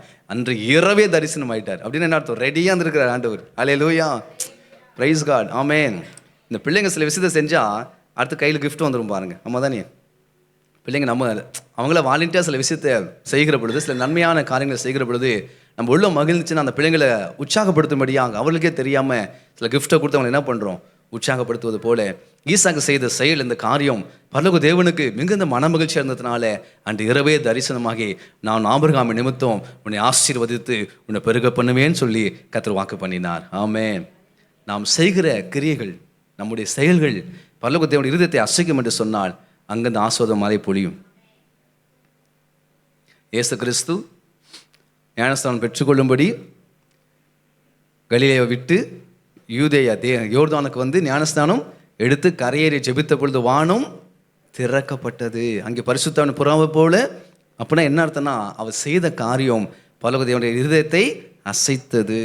பரலோக தேவனுடைய பார்வையில் அது மிகவும் வெளியேறு பெற்றதாக மகிழ்ச்சிக்குரிய காரியமாக இருந்தது. கர்த்தருக்கு, பிதாவாகிய தேவனுக்கு அது பிரியமாக இருந்ததுனாலே வானம் திறக்கப்பட்டு பரிசுத்தவன் மேலே பலமாய் இறங்கி வந்தார். கர்த்தருடைய பிள்ளைகளே, நாம் செய்கிற செயல்கள், நம்முடைய கிரியைகள் கர்த்தர் இருதயத்தை அசைக்கும் என்று சொன்னால் ஜெபிக்காமலே ஆசீர்வாதம் இறங்கி வரும். ஜெபிச்சு பெற்றுக்கொள்ள ஆசீர்வாதம் நிறைய உண்டு. நம்ம செயல்கள் மூலமாக, இப்படி கீழ்ப்படிதல் மூலமாக, வேத வெளிச்சத்தின் வழியில் நம்ம நடக்க ஒப்பு கொடுக்கிற பொழுது, கர்த்தர் சித்தத்துக்கு அர்ப்பணித்து நம்ம நடக்க ஒப்பு கொடுக்கிற பொழுது சில ஆசீர்வாதங்கள் தானாக வானத்தை திறந்து நம்ம மேலே பொழிகிறது. கரங்கத்தரி ஸ்தோத்திரம் பண்ணுவோம். ஹல்லேலூயா, ஹல்லேலூயா. கர்த்தருடைய இருதயத்தை பிரியப்படுத்தி ஆஸ்வதிக்கப்படுவது, அது ஒரு பிளஸிங் இருக்கு. அவர் மனசை குளிர பண்ணி ஆஸ்வதிக்கப்படுவது, அவருக்கு பிரியமான வாழ்க்கை வாழ்ந்து ஆஸ்வதிக்கப்படுவது. கர்த்தருடைய பிள்ளைங்க அப்படி மாறிடணும். அல்லேலூயா. வேதத்தை வாசித்தே இருக்கணும். ஏதாச்சும் வசனம் பேசிச்சுன்னா டப்புன்னு முழங்கால் பண்ணிட்டு, ஆண்டவரே இந்த வசத்தை நான் ஒப்பு கொடுக்குறேன், என் மனசை நான் மாற்றிக்கிறேன், என் வாழ்க்கையை நான் மாற்றிக்கிறேன், நான் இப்படி இந்த வசத்தை இப்படி வாழ்வதற்கு நான் ஒப்பு கொடுக்குறேன் இசப்பான்னு சொல்லி டக்குன்னு டெடிகேட் பண்ணிட்டீங்கன்னா அன்று இரவே நீங்கள் ஆஸ்வதிக்கப்படுவீங்க. ஆமென், அல்லேலூயா.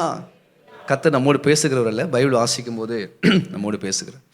என்னோடய லைஃப்பில் ஊழியம் போயிட்டே இருக்குது. ஆனால் ஏற்கனவே சாட்சியாக சொல்லணும்னு நினைக்கிறேன். ஒரு குறிப்பிட்ட எல்லையில் பிளெஸிங் எல்லாமே இருந்துகிட்டே இருந்துச்சு. நானும் பல வருஷமாக ஜெர்மனிட்டே, சில ஆண்டுகளாக ஜெர்மனிட்டே இருக்கிறேன். பட் அதில் தடை வந்துகிட்டே இருந்துச்சு. குறிப்பிட்ட எல்லையில் பிளெஸிங் இல்லாமல் வந்துச்சு. இன்னும் ஒரு என் வாழ்க்கையில் இந்த எல்லையில் மட்டும் பிளெஸிங் இல்லையே அப்படின்னு சொல்லிட்டு அப்படி யோசித்து வேதத்தை வாசி ஜெபம் பண்ணிகிட்டே இருக்கிற 1 யோவான் புஸ்தகத்தை வாசிக்கும் போது தான் சில ரகசியங்களை கர்த்தர் கற்றுக் கொடுத்தான். 1 யோவான் புஸ்தகம். கர்த்தரை நேசிக்கிற பிள்ளைகள் கர்த்தரை மாத்திரமல்ல, தன் சகோதரர்களையும் நேசிக்க வேணும் அப்படின்னு நிறைய வசனம் இருக்கும். அந்த 5 அதிகாரம் வாசித்து பார்க்கும்போது, தெய்வத்தை நேசிப்பது போலவே நம் சகோதரர்களையும் நேசிக்க வேண்டும். தெய்வத்தை நேசிக்கிற சகோதரனை பகைச்சா அவன் பொய்யன், அவனுக்குள் சத்தியம் இல்லைன்னா நிறைய வசனம், நிறைய 1-2 கிடையாது, ஏகப்பட்ட வசனம் இருக்கு. எனக்கு ஒரு சகோதரன் மேலே மனசில் சின்ன ஒரு மனத்தாங்கல் இருந்துச்சு. பார்த்தேன் வேலைக்கு ஆகாது, டக்குன்னு ஒரு ஃபோன் பண்ணி சாரி கேட்டு ஒப்புரவாகி, அல்லேலூயா, மறுபடியும் வீட்டுக்கு வர வச்சு ஒரு ப்ளஸ் பண்ணி நல்ல ஒரு காணிக்கை கொடுத்து அனுப்பிச்சி விட்டேன். ஆமென்.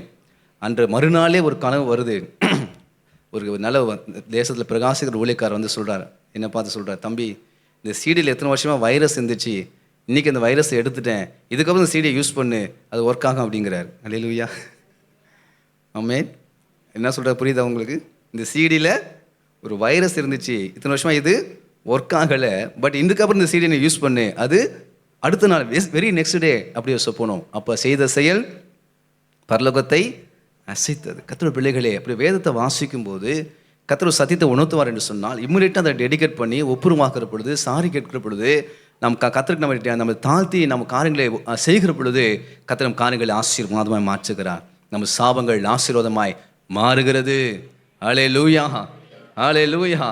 ஸோ அந்த ஈசாக்கு பாருங்க, ஆபிரகாம் நிமித்தம் தான் அந்த கர்த்தருடைய இருதயத்தை அசைத்தது. அவன் செய்த அந்த செயல், அந்த அவ்வளோ பெரிய ஐஸ்வர்யத்தை விட்டு, அவ்வளோ பெரிய ஆசுவத்தை விட்டு, வாக்குத்தத்தம் பண்ணப்பட்டு அந்த கானான் தேசம் கால் வைத்த பொழுது கர்த்தர் தரிசனமாகி அவனோடு பேசி அவனை ஆசீர்வதித்தான். அப்படின்னா அந்த செயல் பரலோகத்து மிகவும் பிரியமாக இருந்தது என்று சொல்லி நம்ம பார்க்க முடிகிறது. ஆமென்.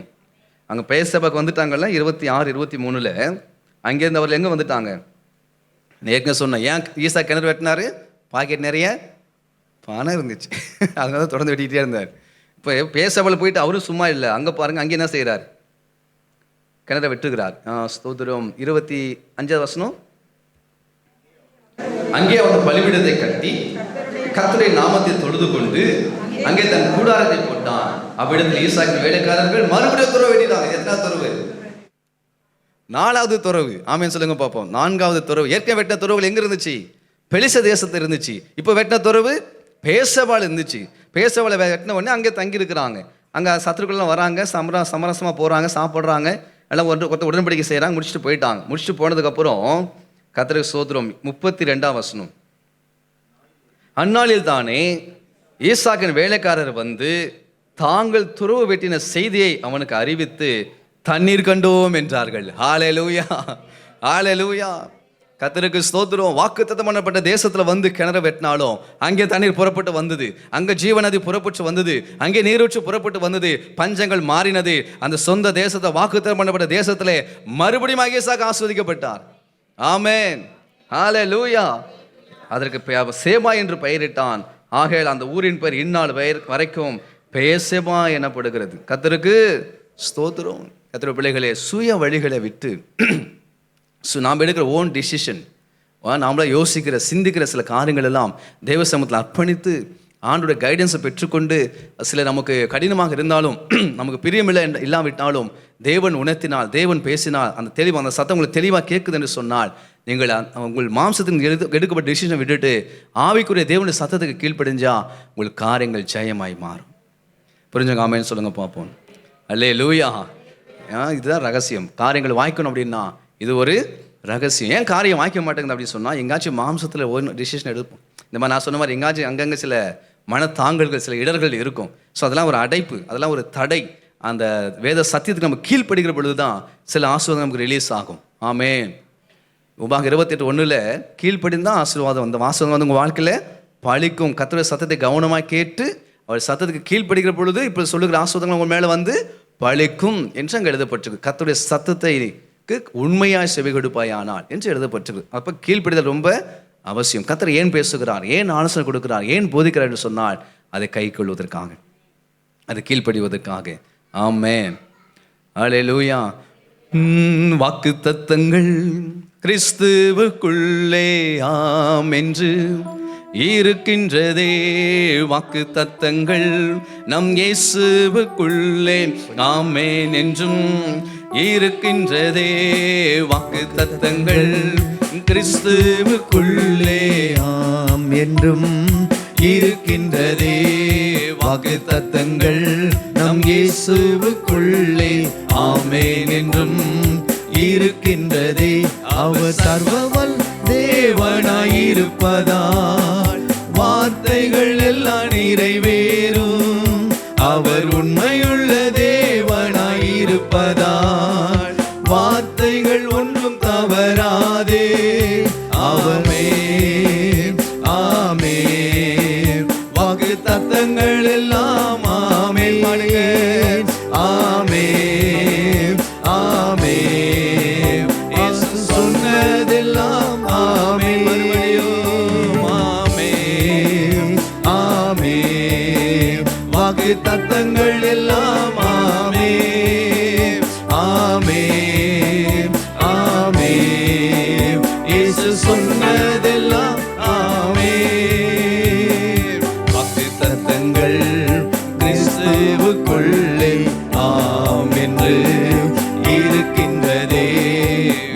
தத்தங்கள் நம் இயேசுவுக்குள்ளே ஆமென் என்றும் இருக்கின்றதே. ஆமென், ஆமென். அல்லேலூயா. இப்போ நம்ம காரியங்கள் வாய்க்கணும், நம்ம ஜெயிக்கணும், ஜெயம் எடுக்கணும்னு சொன்னால் நாமளாம் ஓனாக எடுக்கிற டிசிஷனை கொட்டும் விட்டு விலகி தேவன் சொல்லுகிற அந்த வழிகளிலே அந்த ஆலோசனை நடக்க நம்ம கொடுத்தால் நம்முடைய காரியங்கள் ஜெயமாய் மாறும். ஒன்று. ரெண்டாவது, ஒரு குடும்பத்தில் சாபம் இருந்தால் அது ஒரு தடை, அது ஒரு பிளாக். ஸோ அந்த சாப கட்டுகள் உடைஞ்சாதான் அவங்க செய்கிற காரியங்கள் அடுத்து வாய்க்கப்படும். ஸோ சாபங்கள் முறிக்கப்படணும், சாபங்கள் உடைக்கப்படணும். அப்போ அந்த சாபத்துக்கு காரணமாக இருக்கிற பாவங்கள் அறிக்கை செய்யப்பட்டு கர்த்தருடைய நாமத்தால் மன்னிக்கப்படணும்.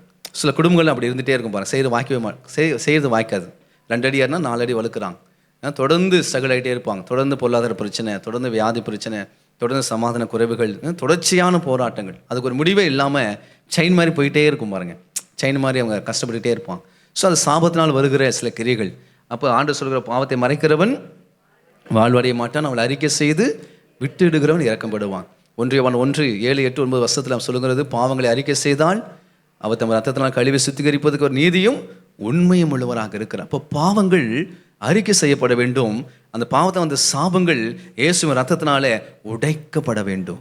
ஆமேன். சில குடும்பத்தில் அந்த சாபங்கள் ஒளிஞ்சிருக்கும், மறைஞ்சிருக்கும், நமக்கே தெரியாது. நம்ம தாத்தா பண்ண மிஸ்டேக் நமக்கு தெரியாது. அந்த அந்த அந்த தவறை நிமித்தமாக கர்த்தருடைய இருதயத்தை அது வாதிச்சிருக்கும். கர்த்தருடைய இருதயத்தில் ஒரு காயம் இருக்கும். அந்த காயத்தினால தான் நியாய தீர்ப்பாக அந்த சாம குடும்பத்துக்கு கிரியை செய்கிறது. அதனால தான் வியாதிகள் சுகம் அடையலை, அதனால தான் கைகளின் பிரயாசங்கள் ஆஸ்வதிக்கப்படலை, அதனால தான் சமாதானம் இல்லை. சில அந்த தொடர்ச்சியான சங்கிலி போன்ற தொடர்ச்சியான போராட்டங்கள் இருக்கும். ஆனால் கர்த்தர் அதை கரெக்டாக இனம் கண்டு கொண்டு அந்த 30 பாவத்தை அறிக்கை செய்து அந்த நாம் சாபத்தை உடைக்க இயேசு ரத்தத்தை உடைச்சி ஜெபிக்கிற பொழுது காரியங்கள் வாய்க்க ஆரம்பிச்சிடும். ஆமென். எல்லாம் தெரிஞ்ச ஒரு சம்பவம். லூக்கா 5ஆம் அதிகாரத்தில் பேதுரு என்ன செய்கிறார்? மீன் பிடிக்க போகிறார். அவர் படகுல மீன் இல்லை அப்படிங்கிறது பல ரகசியம் இருக்கிறது, பல வெளிச்சங்கள் வெளிப்பாடு சத்தியத்தை நாம் கேட்டுக்கலாம். ஆனால் எனக்கு கொடுத்த வெளிப்பாட்டின்படி அவர் படகுல மீன் இல்லாத காரணம், ஒன்று, அவர் யூதனாக இருந்தார். யாராக இருந்தார்? யூதனாக இருந்தார். கிறிஸ்துவ அறிவதற்கு முன்பதாக, கிறிஸ்துவை ஏற்றுக்கொள்வதற்கு முன்பதாக, கிறிஸ்துவால் சீஷனாக அப்போஸ்தலனாக தெரிந்து கொள்ளப்படுவதற்கு முன்பதாக இந்த சீமோன் பேதுரு ஒரு யூதனாக இருந்தார். கலாத்தியர் 3:10 சொல்லுகிறது. கலாத்தியர் புஸ்தகம் 3ஆம் அதிகாரம் 10வது வசனத்தில், நியாயப்பிரமாணத்தின் கிரியைக்காரராகிய யாவரும் சாபத்திற்கு உட்பட்டிருக்கிறார்கள். நியாயப்பிரமாண புஸ்தகத்தில் எழுதப்பட்டவைகளை எல்லாம் செய்யத்தக்கதாக அவைகளில் நிலைத்திராதவன் எவனோ அவன் சபிக்கப்பட்டவன் என்று எழுதியிருக்கிறது. இந்த சவுல் கூட பாருங்க, பரிசேயன், அவர் ஒரு யூதன் தான். கிறிஸ்துவை அறிந்து கொள்வதற்கு முன்பதாக, அப்போஸ்தலனாக அவர் ஸ்தோத்திரம் ஊழியத்துக்கு வருவதற்கு முன்பதாக அவர் ஒரு பரிசேயனாக ஒரு யூதனாக இருந்தார். இப்போ அவர் எழுதுகிறார், அவருக்கு தெரியும் நியாயப்பிரமாணத்தின் கிரியைக்காரர்கள் யாவரும் சாபத்துக்கு உட்பட்டிருக்கிறார்கள். யாக்கோபு புஸ்தகம் 2ஆம் அதிகாரம் 10வது வசனம் பாருங்க. எப்படி எனில், ஒருவன் நியாயப்பிரமாணம் முழுவதையும் கை கொண்டிருந்தும் ஒன்றிலே தவறினால் எல்லாவற்றிலும் குற்றவாளியாக இருப்பான். நியாயப்பிரமாணம் மொத்தம் எத்தனை கட்டளை இருக்கு? 613. 613 கட்டளை இருக்கு. யாராச்சும் வேணா நான் வாட்ஸ்அப்பில் வச்சிருக்கிறேன், இமீடியட் நான் ஃபாஸ்ட்டுக்கு அனுப்பிச்சி விட்றேன். நீங்கள் என்ன பண்ணுங்க, அது போய் பிரிண்ட் எடுத்து வாசித்து பாருங்க. 613 கட்டளை இருக்கு, இங்கிலீஷில் இருக்கு. 613 பக்காவாக பிரிண்ட் பண்ணி வச்சுருக்காங்க, கூகுளில் இருக்குது. நான் பாஸ்ட்டுக்கு அனுப்பிச்சி விட்றேன், வேணால் பிரிண்ட் பண்ணி நீங்கள் செக் பண்ணி பாருங்கள். இதெல்லாம் செய்யணும் அப்படின்னு சொல்லி 248 கட்டளை இருக்குது. இதெல்லாம் செய்யக்கூடாது என்று சொல்லி 365 கட்டளை இருக்குது. கரெக்டாக இங்கிலீஷ் அழகாக நீட்டாக அதை பிரிண்ட் பண்ணி வச்சுருக்கிறான். அப்போ 613 என்ன செய்யணும்? கண்டிப்பாக ஒரு நியாயப்பிரமாணத்தின்படி ஃபாலோ பண்ணணும். ஒன்றை மிஸ் பண்ணிட்டு அவன் யாரை மாறிடுறானா? குற்றவாளியாக மாறிடுறான். அப்போ எப்படி நீதிமானம் மாறுறது? எப்படி நீதிமானம் ஆஸ்வதிக்கப்படுறது? ரொம்ப கஷ்டம். அதனால தான் இயேசு கிறிஸ்து நியாயப்பிரமாணத்தை நிறைவேற்றுகிறவராய் வந்தார். அல்லேலூயா. இயேசு கிறிஸ்து நியாயப்பிரமாணத்தின் முடிவாக இருக்கிறார். இயேசு கிறிஸ்து நியாயப்பிரமாணத்தை நாம் சிலுவையில் நமக்காக அதை முடித்து தீர்த்திருக்கிறார். ஆமென் சொல்லுங்க பார்ப்போம். அல்லேலூயா. அப்போ கிறிஸ்து கூட தான் நம்ம ஆசீர்வதிக்கப்படுகிறோம். நியாயப்பிரமாணம் விசுவாசிப்பதுக்காக கொடுக்கப்படவில்லை, நியாயப்பிரமாணம் ஃபாலோ பண்ணுறதுக்காக கர்த்தர் கொடுத்தார். ஆனால் இயேசு கிறிஸ்துவை நாம் விசுவாசிக்கும் போது நீதிமானம் மாறிடுறோம். ஆமென். நீதிமானம் மாற்றதுக்கு அப்புறம் நம்ம கிரியை செய்கிறோம். பழைய உடன்படிக்கைக்கும் புதிய உடன்படிக்கைக்கும் நிறைய வித்தியாசம் இருக்கிறது. பழைய உடன்படிக்கை மோசேயின் மூலமாக கொடுக்கப்பட்டது, அதை ஃபாலோ பண்ணியே ஆகணும். ஒரு யூதனாக பிறந்தா இந்த 613 கட்டளை அவன் ஸ்ட்ரிக்டாக என்ன பண்ணி ஆகணும்? ஃபாலோ பண்ணி தான் ஆகணும். அப்படி ஒன்றுத்தில் மிஸ் பண்ணிட்டு அவன் யாரை மாறிடுறான்? குற்றவாளியை மாறி விடுகிறான். ஆனால் கிறிஸ்துவை விசுவாசிக்கிற யாவரும் கிறிஸ்துவுக்குள் நீதிமான்கள். புதிய உடன்படிக்கையில். ஆமென் சொல்லுங்க பார்ப்போம். அல்லேலூயா. கர்த்தருக்கு ஸ்தோத்திரம். அப்போ பேதுரு ஒரு யூதனாக இருக்கிறார். அந்த யூதனாக இருந்து அவர் அந்த காரியங்களை செய்கிறார். லூக்கா 5ஆம் அதிகாரத்தில் இரவெல்லாம் பிரயாசப்பட்டும் ஒன்று என்ன செய்யலை? அகப்படலை. அப்படின்னா என்ன அர்த்தம்னா, அந்த யூதனுக்குரிய சாபம் அங்கே இருந்தது. அந்த படகுல ஒரு காசு இருந்தது, சாபம் இருந்தது. சாபத்தை உடைக்கிற ஒரு ஆண்டராக இயேசு கிறிஸ்து. ஹல்லேலூயா. எத்தனை லட்சம் செலவு பண்ணாலும், எத்தனை கோடி செலவு பண்ணாலும், எங்கே போனாலும் சாபம் உடையாது, சாபம் முறியாது. முழு உலகத்துக்கும் சாபத்தை மன்னிப்பதற்காக, சாபத்தை உடைப்பதற்காக தன் சொந்த ரத்தத்தை சிந்தின ஒரு ஆண்டராக இயேசு கிறிஸ்து. இயேசு ரத்தத்தினால் மாத்திரமே ஒரு குடும்பத்தில் சாபங்கள் உடைக்கப்பட்டு குடும்பங்கள் ஆசீர்வதிக்கப்படுகிறது. ஹல்லேலூயா. கலாத்தியர் 3:13 படி கிறிஸ்து நமக்காக சாபமாகி நியாய பிரமாணத்தின் சாபத்தை நம்மை நீங்களாக்கி மீட்டு கொண்டார். சபைக்கு வருகிற பிள்ளைகள் பெற்றுக்கொள்ள மிகப்பெரிய ஆசீர்வாதம். இந்த சபையினுடைய வருகிற அந்த செட்டைகளுக்கு வருகிற உங்கள் மேலே கர்த்தருடைய அபிஷேகம் ஊற்றப்படுகிறது. அந்த அபிஷேகம் என்ன செய்கிறது? உங்களே அறியாம வாழ்க்கையில் இருக்கிற சாபத்தை, குடும்பத்துக்கு சாபத்தை உடைக்கிறது. ஆமேன். ஜெபத்தின் ஊடாக, ஆராதனை அபிஷேகத்தின் ஊடாக, வேத வசத்தின் ஊடாக உங்களே அறியாம உங்க குடும்பத்து மேல இருக்கிற, உங்க சிரசு மேல இருக்கிற அந்த சாப கட்டுகள் உடைக்கப்படுகிறது. அந்த சாப கட்டுகள் உடைக்கப்படுகிறதுனால தான் நீங்கள் ஆசீர்வதிக்கப்படுகிறீர்கள். ஹல்லேலூயா, ஹல்லேலூயா. கர்த்தருக்கு ஸ்தோத்திரம். கர்த்தருடைய ஆலயத்துக்கு ஒரு பிள்ளைகள் நீங்கள் பாக்கியவான். உலகத்தில் வேறு எங்கே போனாலும் சாபங்கள் உடைகிறதில்லை, சாபங்கள் மாறுறதில்லை, சாபத்தின் ஒரு விமோச்சனம் இல்லை, பிராயச்சித்தம் இல்லை. ஆனால் இயேசுவின் ரத்தம் ஒன்றே மூல உலகத்தின் பிராயச்சித்தமாக இருக்கிறது. அவரே கிருபாதார பலி என்று வேதம் சொல்லுகிறது. கிருபையினால் அவதாரம் எடுத்து மூல உலகத்தின் பாவத்தை மன்னிப்பதற்காக, அந்த பாவத்தை, அந்த சோத்திரம் சாபத்தை உடைப்பதற்காக இயேசு கிறிஸ்துவை கிருபாதார பலியாக அந்த பூமிக்கு இறங்கி வந்தார். ஆமென். அந்த பலியை ஏற்றுக்கொள்கிறவர்கள் ஆசீர்வதிக்கப்படுகிறார். எனக்காக பலியானவர் இயேசு, உங்களுக்காக, எனக்காக, நம்ம குடும்பத்தை ஆசீர்வதிக்க பலியானவர் ஆண்டவராக இயேசு கிறிஸ்து. நம்ம குடும்பம் தலைக்கணும், குடும்பங்கள் செழிக்கணும்னா நம்ம ஒவ்வொரு நாளும் இயேசு ரத்தத்தினால கழுவப்படணும். ஆமென். இயேசு ரத்தம் வெளியேற பெற்றது. 1 பேதுரு புஸ்தகத்தை நாம் வாசிக்கிறோம். ஸ்தோத்திரம். 1 பேதுரு புஸ்தகம் தெரிந்த வசனம். மாசற்ற கிறிஸ்துவின் வெளியேறப்பட்ட ரத்தத்தினாலே நம்ம மீட்கப்பட்டிருக்கோம். 18-19 வசனத்தை வாசிக்கிற பொழுது, உங்கள் முன்னோர்களால் பாரம்பரியமாக நீங்கள் அனுசரித்து வந்த வீணான நடத்தை நின்று அழிவுள்ள வஸ்துக்களாகிய வெள்ளியினாலும் பொன்னினாலும் நீங்கள் மீட்கப்படாமல் குற்றமில்லாத மாசற்ற ஆட்டுக்குட்டியாகிய கிறிஸ்துவின் வெளியேறப்பட்ட ரத்தத்தினாலே நம்ம மீட்கப்பட்டிருக்கிறோம். ஹல்லேலூயா. இப்போ இயேசுவின் ரத்தம் நம்ம குடும்பத்துக்கு சாபத்தை உடைக்கிறது, தலைமுறை சாபங்களை உடைத்து எறிகிறது, நம்மளை சுத்தம் பண்ணுகிறது, நம்ம ஆத்துமாய் சுத்தம் பண்ணுகிறது, சுத்திகரிக்கிறது. அது புது உடன்படிக்கை ரத்தமாக இருக்கிறது. எபிரேயர் புஸ்தகம் 9ஆம் அதிகாரம் ரத்தத்தை குறித்து பாருங்க. அழகான எவ்வளோ வாக்கு தத்தங்கள். 10வது வசனத்தில், நித்திய ஆவியினாலே தம்மை தாமே பழுதற்ற பலியாக தேவனுக்கு ஒப்பு கொடுத்த கிறிஸ்துவனுடைய ரத்தம், கிறிஸ்துவனுடைய ரத்தம், அதை அண்டர்லைன் பண்ணுங்க. ஜீவனுள்ள தேவனுக்கு ஊழியம் செய்வதற்கு உங்கள் மனசாட்சியை கூட செத்த கிரிகள் அற உங்களை சுத்திகரித்து எவ்வளவு நிச்சயம் என்று வேதம் சொல்லுது. ஸோ மனசாட்சியில் கூற பாவத்தை கூட கிறிஸ்துவின் ரத்தம் நம்மளை கழுவி சுத்தம் பண்ணுகிறது. ஆமேன். பழைய பாட்டில் இது பாவம், இது பாவம்னு வச்சுக்கோ, சும்மா பேச்சுக்காக. இது என்னது? பாவம். பழைய பாட்டில் ஒருத்தன் பாவம் செஞ்சால் அது மாதிரி ரத்தத்தை என்ன பண்ணுவாங்க? தெளிப்பாங்க. ரத்தம் தெளிக்கப்பட்டால் மூடிடும், கழுவப்படாது, சுத்திகரிக்கப்படாது. ஆனால் நியூ டெஸ்ட்மெண்ட்டில் பாட்டாக கழட்டி அந்த ரத்தம் கழுவி சுத்தம் பண்ணிடும். ஆமேன்னு சொல்லுங்க பார்ப்போம். பழைய பாட்டில் ஆட்டு ரத்தம், மிருகத்தின் ரத்தம் தெளிக்கப்படும், பாவங்கள் மூடப்படும். ஆனால் நியூ டெஸ்ட்மெண்ட்டில் அது கழுவி சுத்தம் பண்ணிடும். ஹல்லேலூயா, ஹல்லேலூயா. கிறிஸ்துவின் ரத்தம் மனசாட்சி கூட என்ன செய்கிறது? மனசாட்சிக்கு கிரிகளை கூட, செத்த கிரிகளை கூட அது கழுவி சுத்தம் பண்ணிவிடும். கர்த்தருடைய பிள்ளைகளே, குடும்பங்கள் ஆசீர்வதிக்கப்படுகிறதுக்கு குடும்பத்துக்கு சாபக்கட்டுகள் உடைக்கப்பட வேண்டும். ஆமேன்னு சொல்லுங்க பார்ப்போம். அது மறைஞ்சிருக்கும், ஒளிஞ்சிருக்கும், நமக்கு தெரியாது. தொடர்ச்சியாக ஸ்ட்ரகிள் இருந்தால் அதை கொஞ்சம் நீங்கள் நிதானிச்சு பாருங்கள். தொடர்ச்சியாக ஸ்ட்ரகிள் இருந்தால் நீங்கள் நிதானிச்சு பாருங்கள். சில பெற்றோர்கள் செய்த அந்த பாவங்கள் கர்த்தருடைய இருதயத்தில் காயமாக இருக்கும்.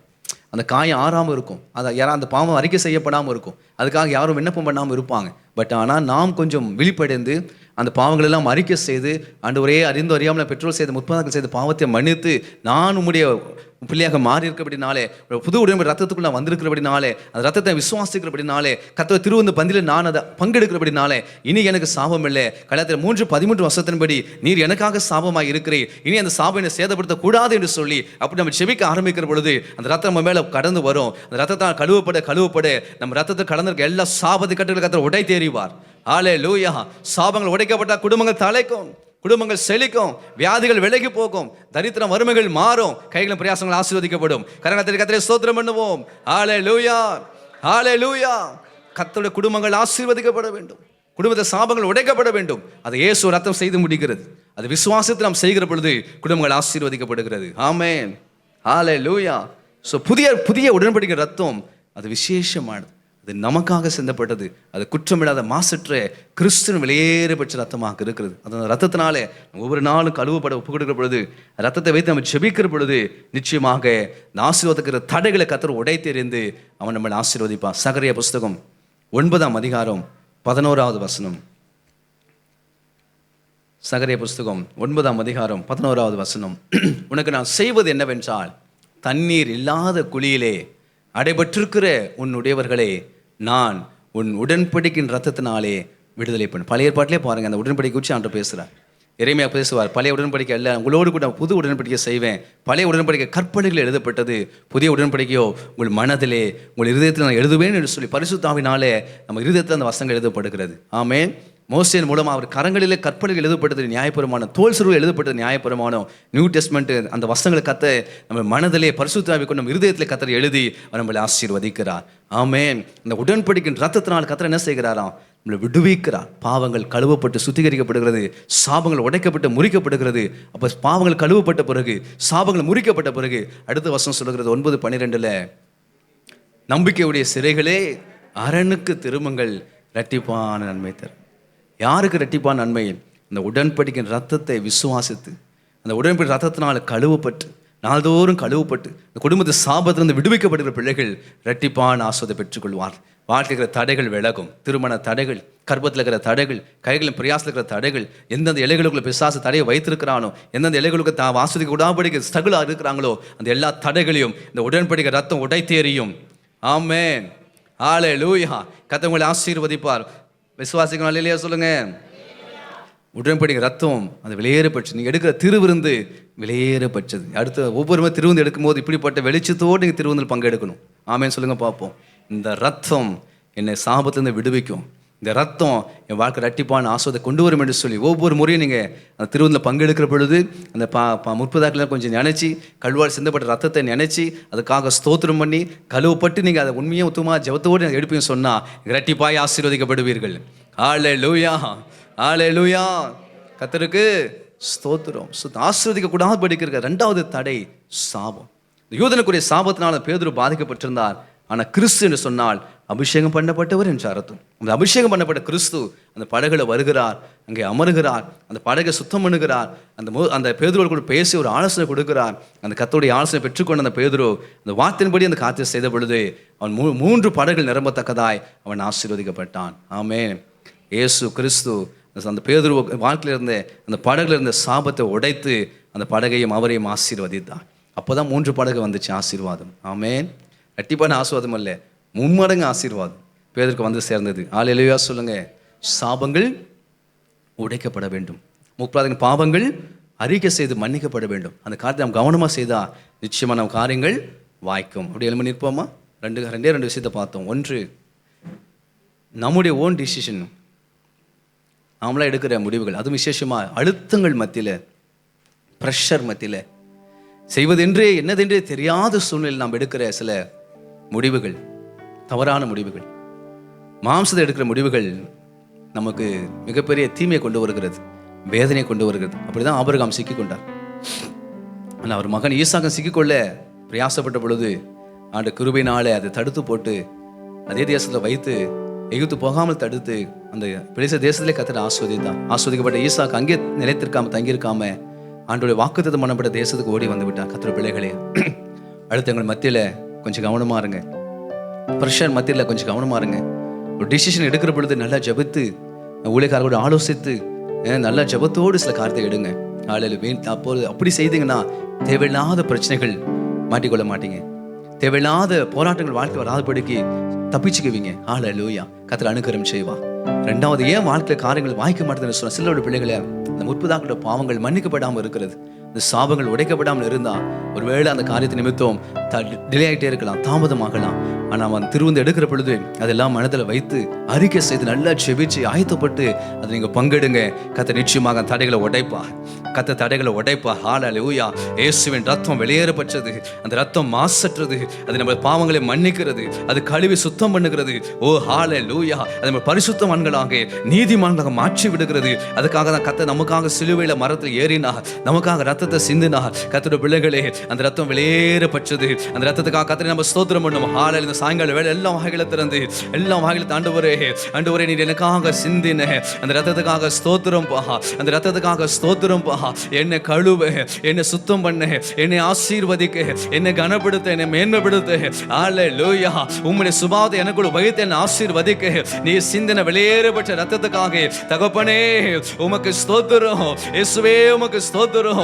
நீ சிந்தின ரத்தத்துக்காக உமக்கு ஸ்தோத்திரம், ஸ்தோத்திரம். மீண்டும் ஒரு விஷயம், நாங்கள் பல விஷயம் ஜெபித்திருந்தாலும் இந்த சாயங்காலம் மறுபடியும் ஒரு விசை அந்த ரத்தத்தை நோக்கி நாங்கள் ஜெபிக்கிறோம். மறுபடியும் ஒரு விசை அந்த ரத்தத்தை நோக்கி நாங்கள் கதறுகிறோம். ஆண்டவரே, எங்கள் அறியாம புரியாம எங்க வாக்கு எல்லைகளுக்குள்ளே அப்ப சாபங்கள் ஒட்டி இருக்கும் என்று சொன்னா இயேசுவின் வல்ல நாமத்தினாலே, இயேசுவின் பரிசுத்த நாமத்தினாலே அப்ப இந்த ஜெப வேளையிலே இந்த சாபத்தின் கட்டுகள் உடைக்கப்படுவதாக, இந்த சாபத்தின் கட்டுகள் உடைக்கப்படுவதாக. இயேசு கிறிஸ்து வெளியேறப்பட்ட ரத்தத்தினாலே இந்த சாபங்கள் பிள்ளைகளை விட்டு விலகட்டும் நாங்கள் ஜெபிக்கிறோம். அந்த சாபங்கள் நீங்கட்டும் நாங்கள் ஜெபிக்கிறோம். எங்கள் பிள்ளைகள் ஆசீர்வதிக்க கூடாதபடிக்கு எங்களா தடைகள் இருக்கிறதோ, எங்களா தடைக்கற்கள் இருக்கிறதோ, இயேசுவின் நாமத்தினாலே, இயேசுவின் ரத்தத்தினாலே அந்த தடைக்கற்கள் இன்று விலக்கப்படுவதாக. ஓ, இந்த கல் பெரிதாக இருக்கிறது, யார் நமக்கு அந்த கல்லை புரட்டுவான் என்று சொல்லி அந்த சிறைகள் கப்பா ஸ்தோத்திரம். வானத்தை அண்ணாந்து பார்த்த பொழுது ஒரு தூதன் இறங்கி வந்து ஆண்டவரே பெரிய கல்லை புரட்டி போட்டான். அந்த பெரிய கல்லை புரட்டி போட்டான். இயேசுவின் நாமத்தினாலே இன்றைக்கு பெரிய கல் புரட்டப்படுவதாக, பெரிய கற்கள் புரட்டப்படுவதாக. ஹல்லேலூயா, ஹல்லேலூயா, ஹல்லேலூயா, ஹல்லேலூயா. கர்த்தருடைய ஆசீர்வாதத்தை தரிசிக்கும்படி, கர்த்தருடைய நன்மைகளை தரிசிக்கும்படி, கர்த்தருடைய கிருபையை தரிசிக்கும்படி பெரிய கற்கள் புரட்டப்படுவதாக. நன்றி, நன்றி, நன்றி தகப்பனே, நன்றி தகப்பனே. ஆண்டவரே, உம்முடைய பிள்ளைகளும் கருத்தங்களை ஒப்புக்கொடுக்கிறோம், குடும்பங்களும் கருத்தங்களை ஒப்புக்கொடுக்கிறோம் அப்பா. உம்முடைய பரிசுத்த ரத்தம் ஒவ்வொருவரும் தெளிக்கப்படுவதாக. Praise the Lord, hallelujah. பேதுரு படர்ந்த சாபத்தை கர்த்தர் முறித்து போட்டீரப்பா. கிறிஸ்து அபிஷேகம் பண்ணப்பட்டவர், கிறிஸ்து அபிஷேகம் பண்ணப்பட்டவர். அபிஷேகம் பண்ணப்பட்ட அந்த பாதம், அந்த பரிசுத்த பாதம், அந்த அபிஷேகம் பண்ணப்பட்ட பாதம் ஆண்டவரே அந்த படகுல பட்ட பொழுது எல்லா சாபங்களும் முறிந்தது, எல்லா சாபங்களும் முறிந்தது. அது அபிஷேகம் பண்ணப்பட்டது, அது பரிசுத்தமாக்கப்பட்டது. 3 படகுகள் நிரம்பத்தக்கதாய் கர்த்தருடைய ஆசீர்வாதம் இறங்கி வந்தது ஆண்டவரே. ஹல்லேலூயா, ஹல்லேலூயா. சுத்தமாக்கப்பட்ட பாத்திரத்திலே நன்மைகள் தங்கும், பரிசுத்தமாக்கப்பட்ட பாத்திரங்களிலே நன்மைகள் தங்கும், சுத்திகரிக்கப்பட்ட குடும்பங்களிலே கர்த்தருடைய ஆசீர்வாதங்கள் தங்கும். ஹல்லேலூயா. அப்படிப்பட்ட ஆசீர்வாதத்தால் நம்ம நிரப்பப்படும்படி எல்லா கரங்களை தட்டி ஆண்டவரே இந்த சாயங்கால வேளையிலே எங்கள் குடும்பங்கள், எங்கள் சரீரங்கள், எங்கள் ஆவி ஆத்மா சரீரம் இயேசுவின் நன்மையினாலே, இயேசுவின் ஆசீர்வாதத்தினாலே, இயேசுவின் தெய்வீக சுகத்தினாலே நிரப்பப்படுவதாக, நிரப்பப்படுவதாக. மகிமையினாலே ஒவ்வொரு நிரப்பி ஆசீர்வதியும். Praise the Lord. உமக்கு நன்றி தகப்பனே. ஹல்லேலூயா. ஏசாயா 48:15 நான் அவனை அழைத்தேன், அவன் வழி வாய்க்கும் என்று எழுதப்பட்டிருக்கிறது. ஹல்லேலூயா. கர்த்தர் அழைத்து பரிசுத்தப்படுத்தி ஆசீர்வதிக்கிற அன்பிற்காக நாங்கள் நன்றி சொல்லுகிறோம் அப்பா. ஆண்டவரே, நம்முடைய பிள்ளைகள் காரியங்கள் வாய்க்கட்டும், எல்லா தடைகள் விலகி போகட்டும், உங்கள் வாழ்ந்து சுகித்திருக்கட்டும் என்று சொல்லி நாங்கள் கருத்தாய் ஜெபிக்கிறோம். ஆண்டவரே, இந்த சபைக்காக மகிமையான திருச்சபைக்கு நடக்கிற எல்லா ஊழியங்களுக்காக ஸ்தோத்திரம். அருமையான தேவதாசனுக்கு குடும்பங்களுக்காக ஸ்தோத்திரம். இப்போது இருப்பதை பார்க்கிடும் கர்த்தாவை 10 மடங்காய் 100 மடங்கு கர்த்தர் ஆசீர்வதிங்கப்பா. இந்த ஊழியங்களை கர்த்தர் ஆசீர்வதிங்கப்பா, குடும்பங்களை கர்த்தர் ஆசீர்வதிங்கப்பா, நன்மையால நிரப்புங்கப்பா. ஆண்டவரே, கிருபை தாங்கட்டும் நாங்கள் கருத்தாய் ஜெபிக்கிறோம். உன்னதமான மகிமை பற்றி எங்களை தரை மட்டுமாய் தாழ்த்துக்கிறோம், உயர்த்துக்கிறோம். இரட்சகர் இயேசு கிறிஸ்துவின் ஜெபிக்கிறோம். ஜெபங்களை நல்ல பிதாவே.